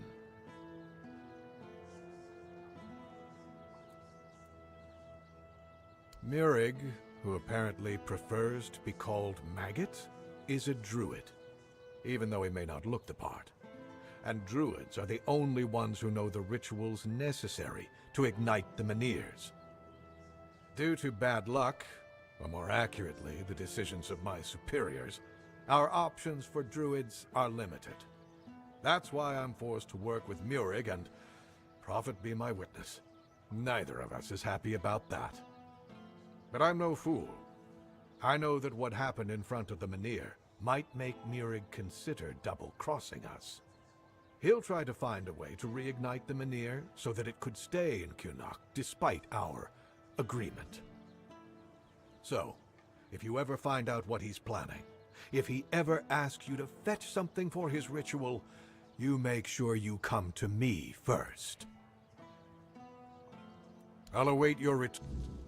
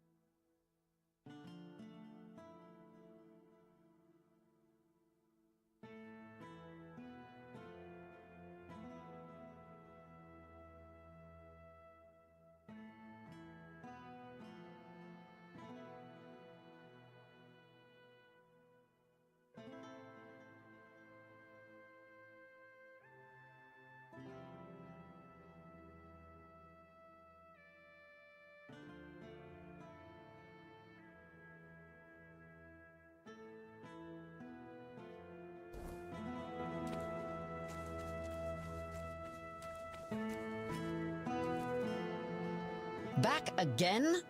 Well, time is short and so is my patience. And? What was inside? Don't leave me hanging. Now I know I should have asked someone a little less in love with their shitty sense of humor. You mean the old street?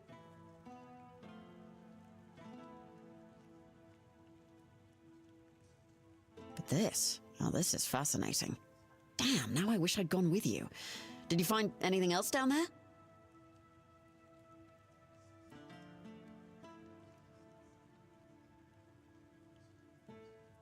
Ah, damn. Definitely not thrilled about that. Best you bring them to Denholm. He'll take care of it. Here's your reward, and thank you for doing this for me. You're good people. I hope you know that.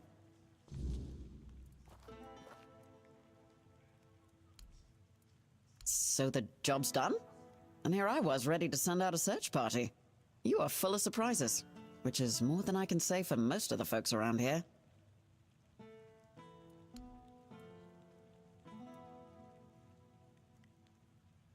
Born and raised, yeah. My family has an estate in the country, but I never liked going there. All that space and nothing to do. Not even a good tavern in sight. I don't know how people live like that.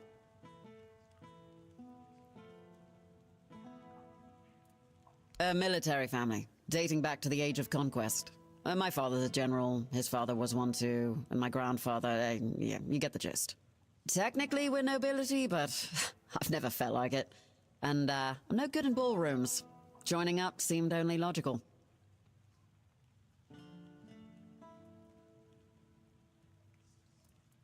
There aren't. It's a tough life, you know? Most women aren't built for it. That I can't, but what passes for entertainment here just makes me want to leave this shithole and never look back. Can't wait for the order to march out.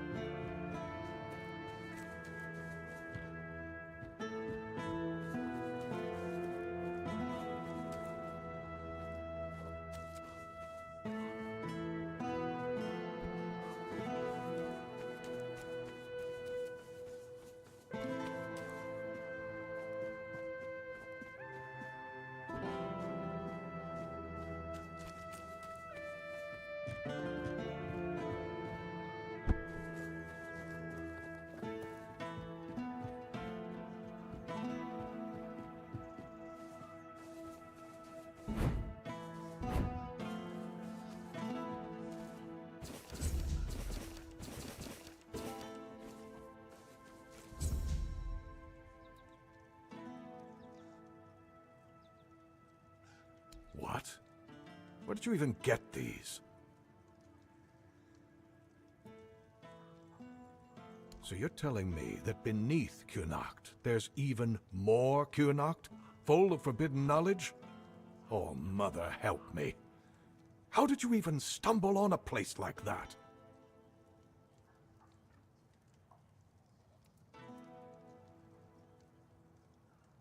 The one I specifically asked her to leave alone. And I suppose her leave will be delayed indefinitely. And thank you for bringing this to me. But next time, maybe think twice before risking your neck for someone else's curiosity. I'll await your return.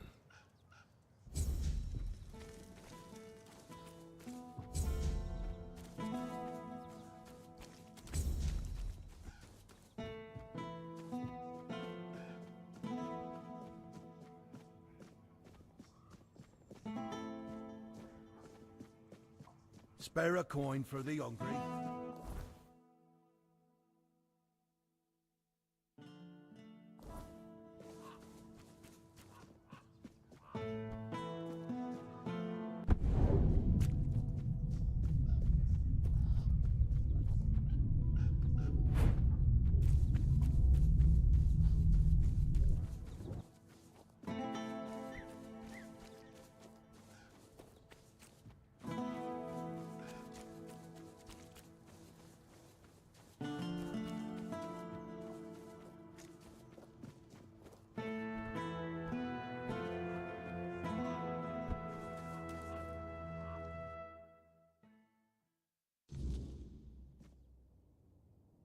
Well, look who it is. The one who reignited the men here. I must say I'm impressed. Tell me, how did you manage to do that? Fascinating. You may not know, but I suspect the Kaya whispers her word to those who listen, even if they don't realize it. Tell me, would you like to help further? The people of Kunakt are in need, and someone like you could make all the difference. The fields of Kunakt are dying, their lifeblood drained by the creeping weirdness. If the crops fail, the people starve, and starving people are restless people. That cannot happen. Properly placed, they can shield the farmlands long enough for a harvest to be salvaged. It's not the perfect solution, but it's a start. And if the people see that the priests care for their well-being, they'll be more inclined to trust us. I need someone capable to handle this. Someone like you. Legate Denholm won't be pleased. He prefers the weirdness close. It makes travel to Camelot faster. But this isn't about his ambitions. It's about the people of Kunakt and what they need to survive. Help me do this, and you'll have not only my gratitude, but the gratitude of every farmer whose fields we save. So, my Menhir Whisperer, what say you? Will you lend a hand and help the people of Kunakt?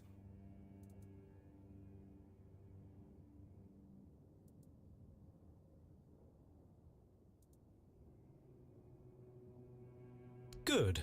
I knew you'd see the importance of this. Together, we'll keep the fields alive and the people fed. For now, at least. Once you have the lanterns, they need to be placed around the farmlands. Start with the fields of Reese and Ida. They work as a couple and have some of the largest crops in Kunakt. Then head to the lands of Rob and Gil. They're brothers and, while they're stubborn, their fields are crucial to the town's food supply. Without their harvest, we'd be in serious trouble. Position the lanterns carefully. Their glow will push back the weirdness, at least for a time. It won't be a permanent solution, but it's what we need to survive the season.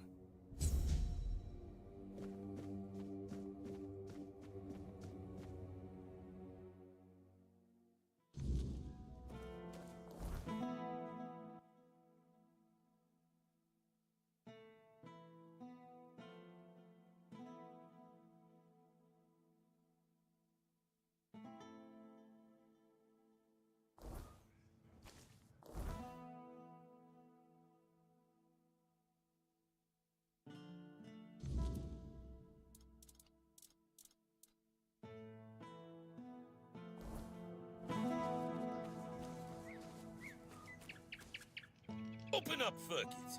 We know you're in there. Get lost! You've taken everything from me. I won't give you anything else. Stop whining and open up. We've got to talk.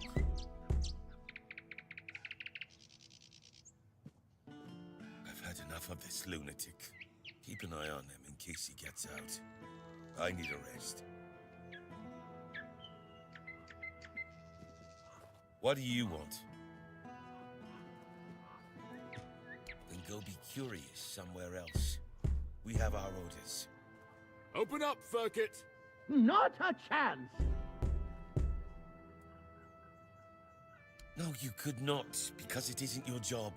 But if you really must know, yesterday one of our warehouses caught fire because of one of Ferkit's inventions.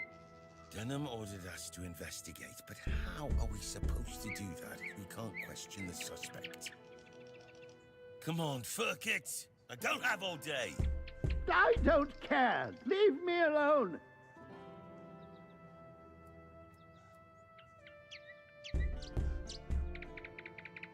I don't know you either. Why should I trust you with such a delicate task? Forget it. Unless Denham says otherwise, we'll keep at it until he relents. Ferkit! Get lost!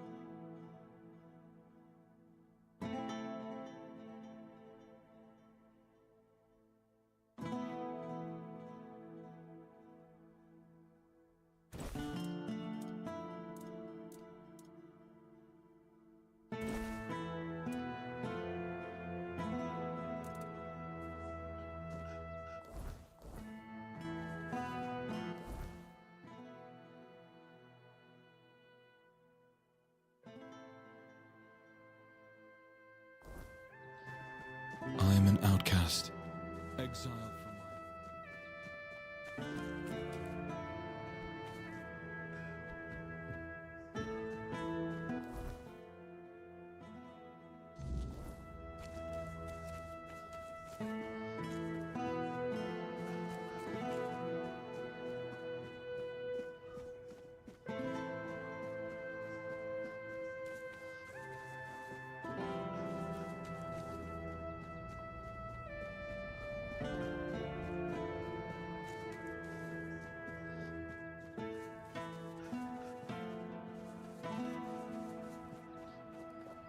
Always a pleasure to see you.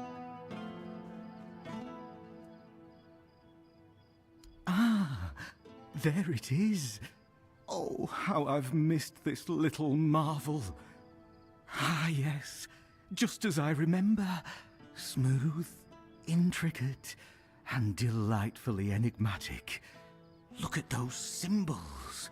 They twist and turn like whispers in the dark.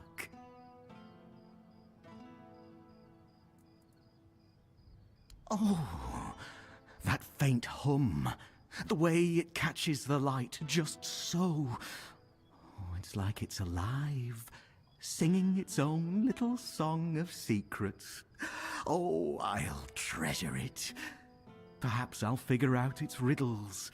Perhaps I'll just stare at it for hours on end. Either way, you've done well.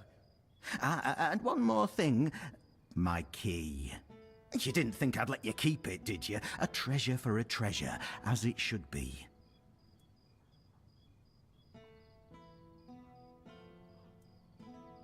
Ah, good, good. You're someone who understands balance. Give and take is the way of the world, after all. My trust was well placed.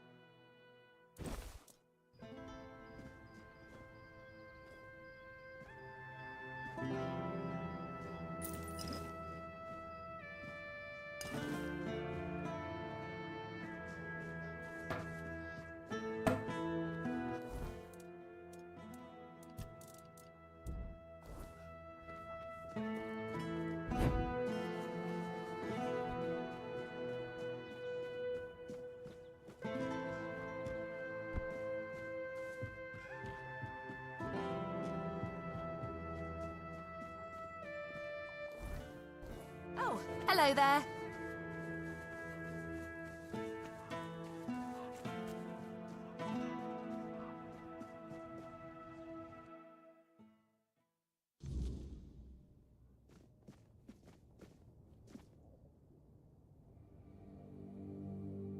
Hello again. If you need anything specific, feel free. Oh, expecting a wee one? Congratulations. Lucky you. I don't think I've seen a newborn in Cunicht for as long as I've lived here.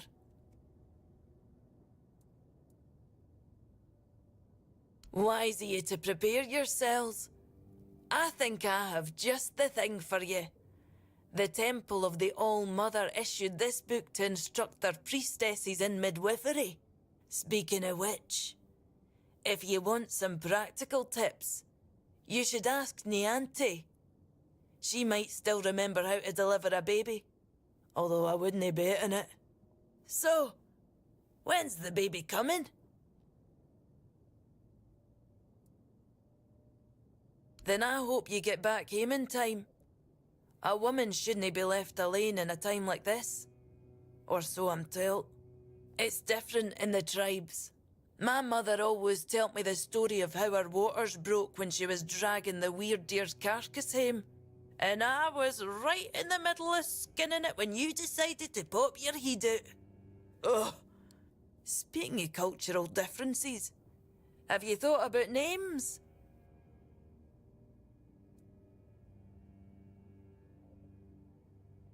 Ha! Aren't you sweet? Thank you. But don't name that boy after that bastard. It might bring him bad luck. Alright. I'm no keeping you. I hope everything goes smoothly for the two of you. Here's the book.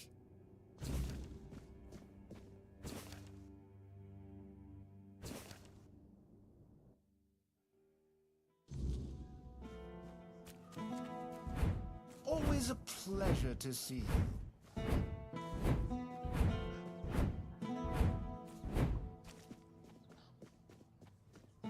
If I just stay put... Hi. Have you had a chance to drop by the bookshop yet? Oh, thank you. I knew I could count on you. I hope it'll put my wife's mind at ease. Here's your money, and a little extra. You've done a good deed.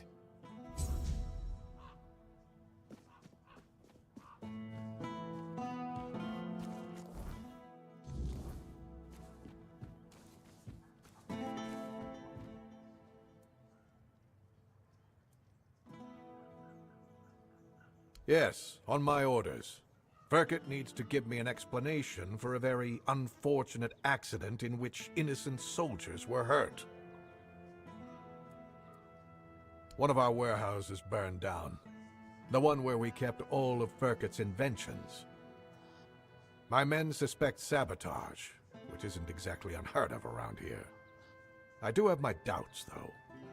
They say Firkett is a madman, and madmen tend to be poor planners. Trust me, I know all about it.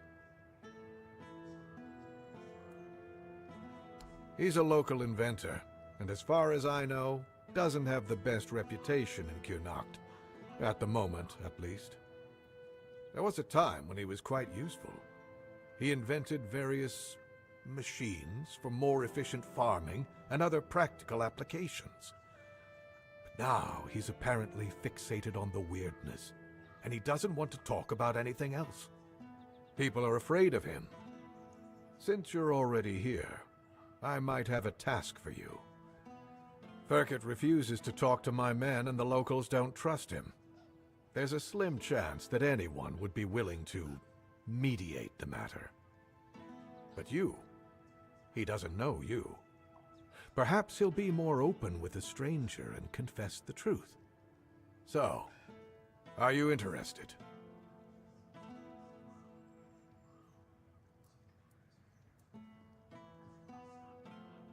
You can ask him if he set fire to our warehouse on purpose. You should also try to bring him in voluntarily, though knowing Firkett, that's unlikely. Do whatever you think is best. I just want to find out who is responsible for this accident and make an informed decision based on that. Here are the orders. Show them to the boys by the gate and they'll let you in to see Firkett.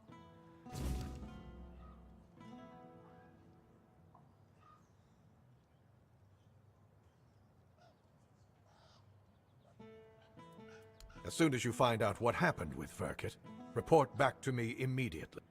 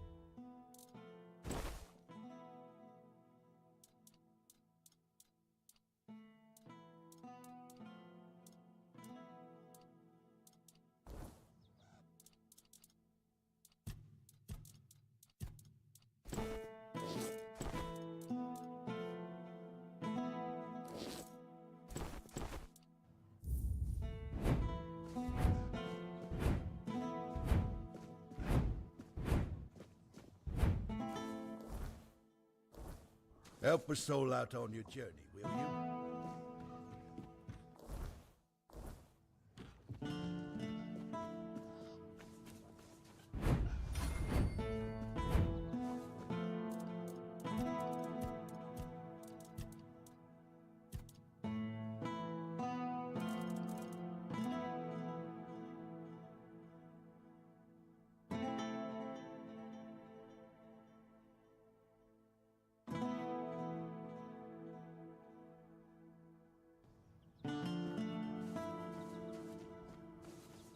Nice to see. Good day.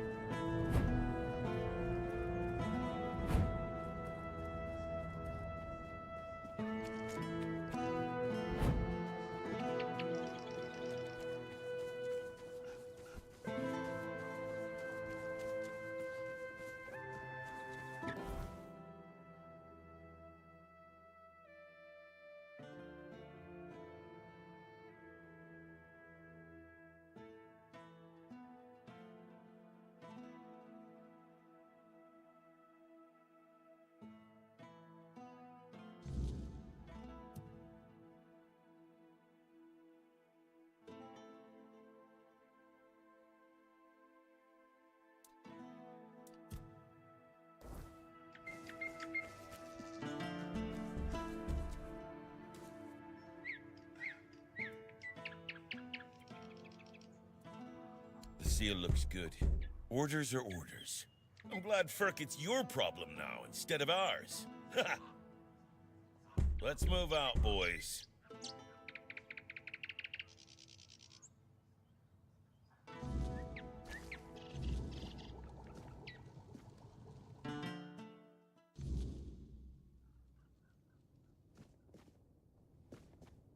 Who are you? Did Camelot send you? I'm not talking to those thieves. Get lost.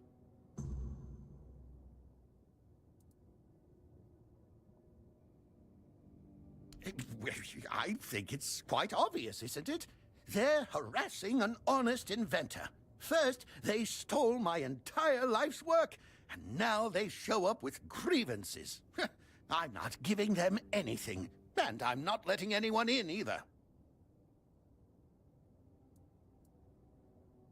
Oh, aye, it did. And no surprise there. They've only got themselves to blame. They barged in here and grabbed everything that wasn't nailed down. No, actually, they even prized loose the things that were nailed down and took them too. Do you know what this device is? It's a pyrolusite stabilizer. And they took all the pyrolusite, but left the stabilizer behind. No wonder it blew up.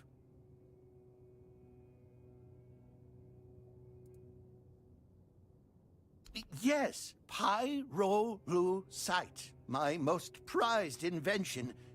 I've spent half my life working on it. And what did they do? Well, they just took it away. And now they're surprised that it blew up.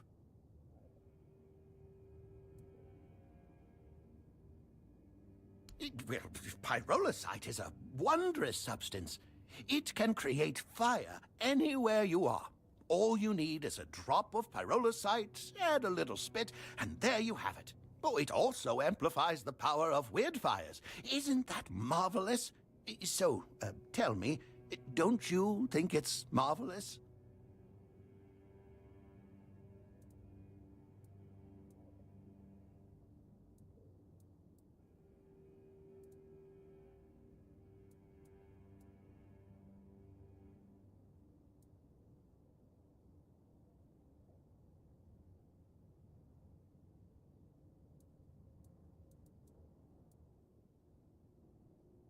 Am I speaking for Dwellies? I'm telling you, without the stabilizer, my pyrolusite is obviously unstable. The Camelosians robbed me at their own risk, and now they reap what they have sown.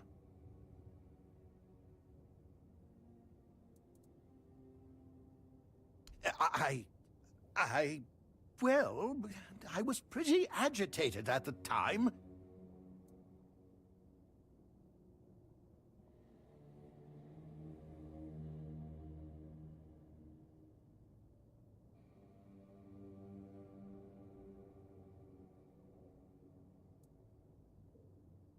Exactly. It's their own fault.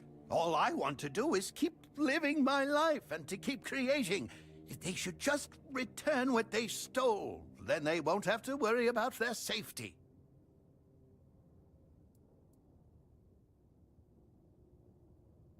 You would do that for me? A stranger in Connacht and not even from Camelot? Thank you. Whatever happens, thank you for acting as our intermediary. I think we could all use an impartial perspective on this entire tragic situation. Goodbye. It was nice talking to someone normal for once.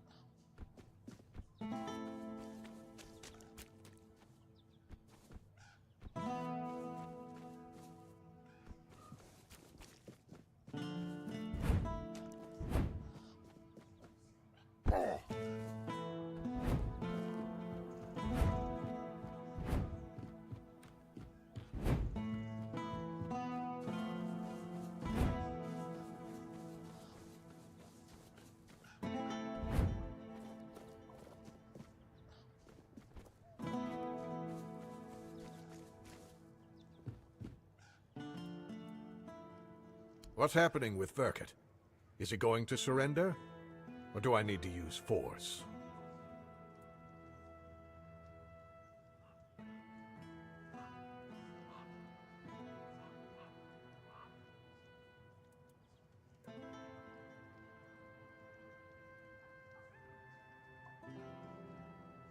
That's a serious accusation.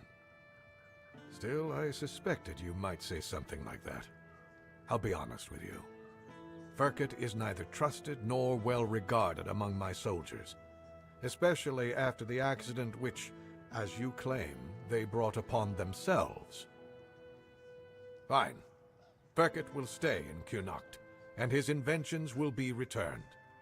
However, make sure that he takes proper care of them, so they no longer pose a threat to anyone. Here. This is for your excellently conducted investigation. Tell Firkett of my decision. Let him make the necessary preparations.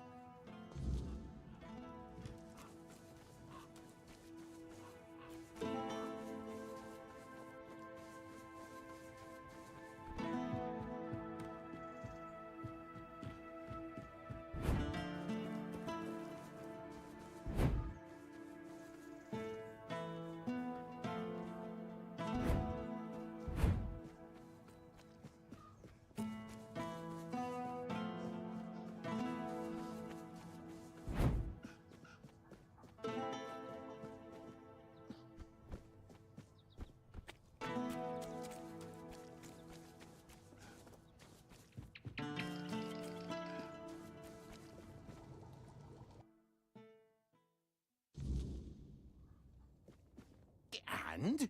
What's our situation? What did Denholm say?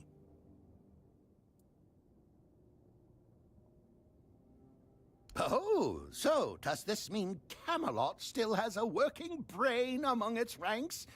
Incredible. Very well. A deal is a deal. I'll begin production of weird candles, and you've done well. In return, I'll offer you a discount on my products and allow you to use my house. Feel free to cook and sleep there whenever you like. I rarely indulge in those distractions. But remember, never, ever interrupt my work.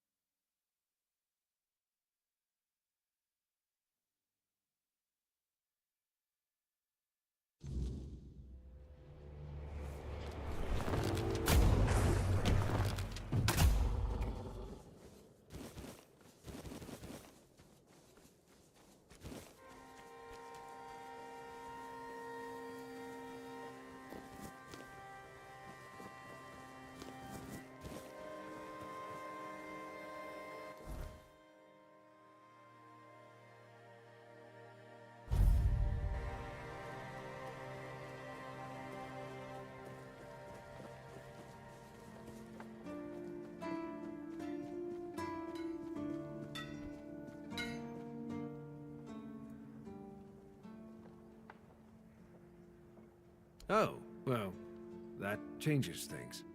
I still think he shouldn't be writing about something as serious as armor smithing, but if he's just a kid, I guess I can cut him some slack.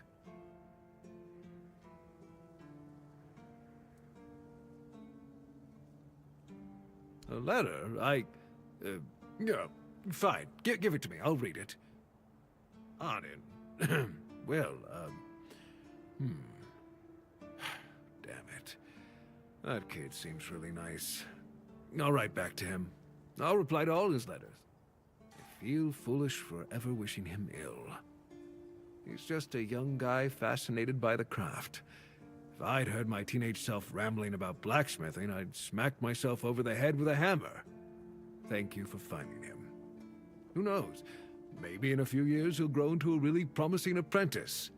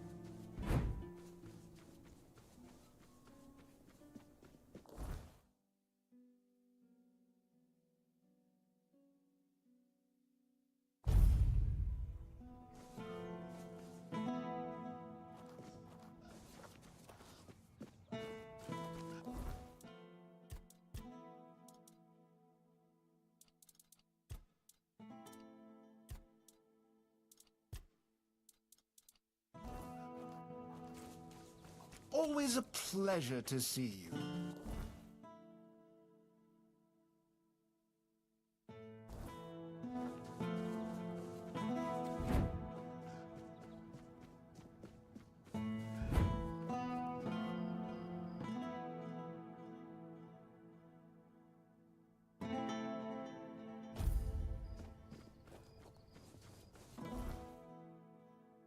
Spare a coin for the hungry.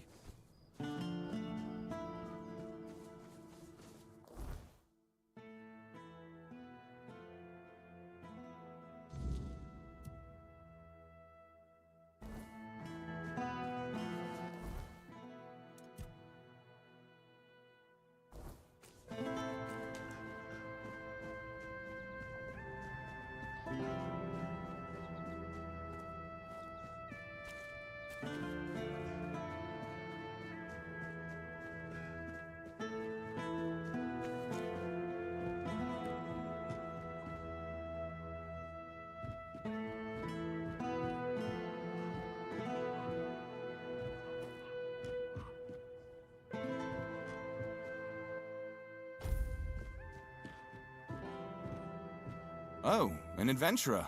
Great. Just the kind of person I need. I want my family's heirloom back. Look at me. I'm a poor man. That trinket is all I have left. It's not even that valuable, to be honest. I just like to look at it and remember my family. How great they were. I'm the last one left. Please. I heard some of the guards gossiping about a camp nearby. I'd start there if I were a brave adventurer and all. Just be careful out there.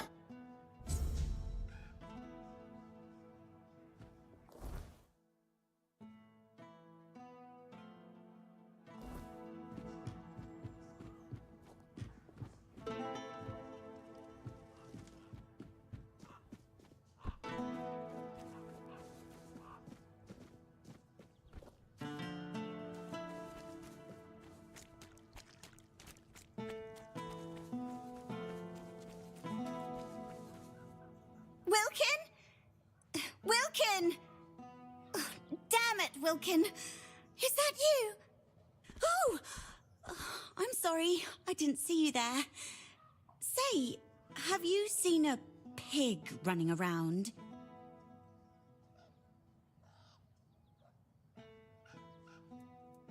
Well, yes, what of it? Lots of people give their animals names. Some have a cow named Bessie. I have a pig named Wilkin.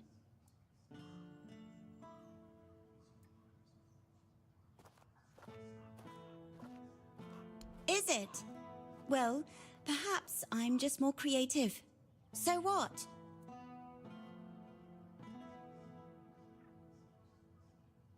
Butcher them? Oh, sweet old mother. I haven't even thought about that. What if someone ate him? Please, please, you have to help me find Wilkin before something terrible happens.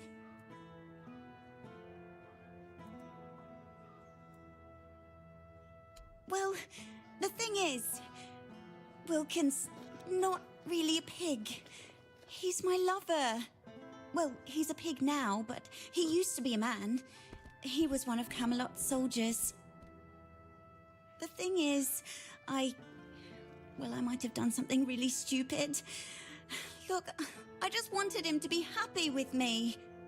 I know he's not the type to settle down, but I just wanted him to understand that he doesn't need all these other girls when he has me.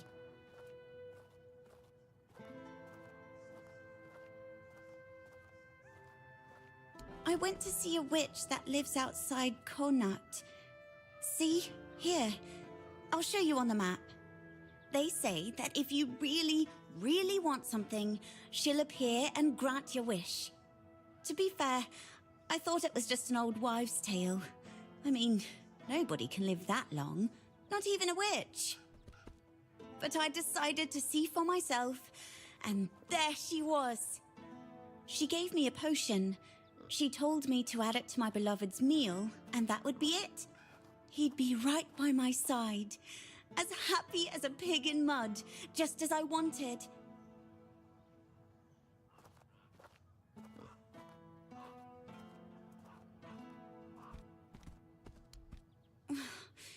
That's the thing.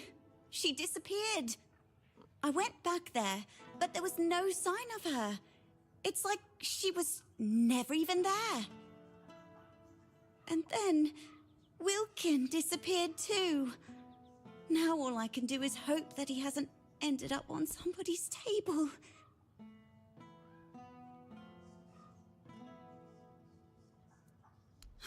Really? Oh, thank you. May the All-Mother bless your heart. I promise I'll reward you handsomely. Maybe you should try finding the witch first. Maybe she just didn't appear to me out of spite. But perhaps she'll talk to you.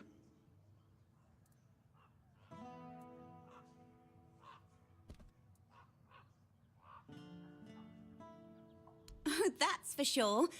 Thank you. I'll stay here in case Wilkin comes back. Oh, goodness, I just hope it's not too late.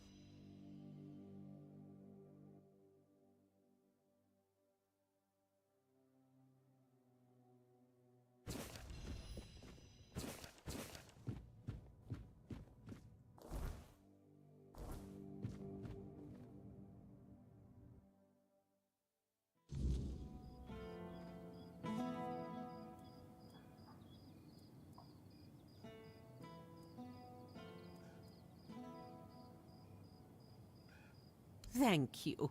You're a good person. Now I'll pray to the All-Mother for my family to come back safe, and for you too.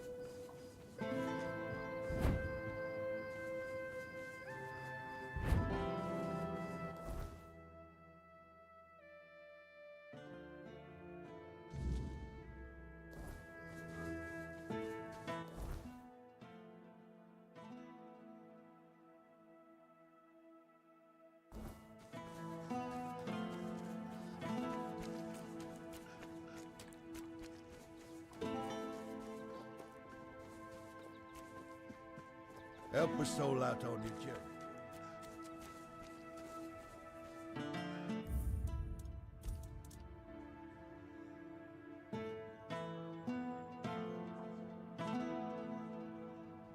Nice to see you.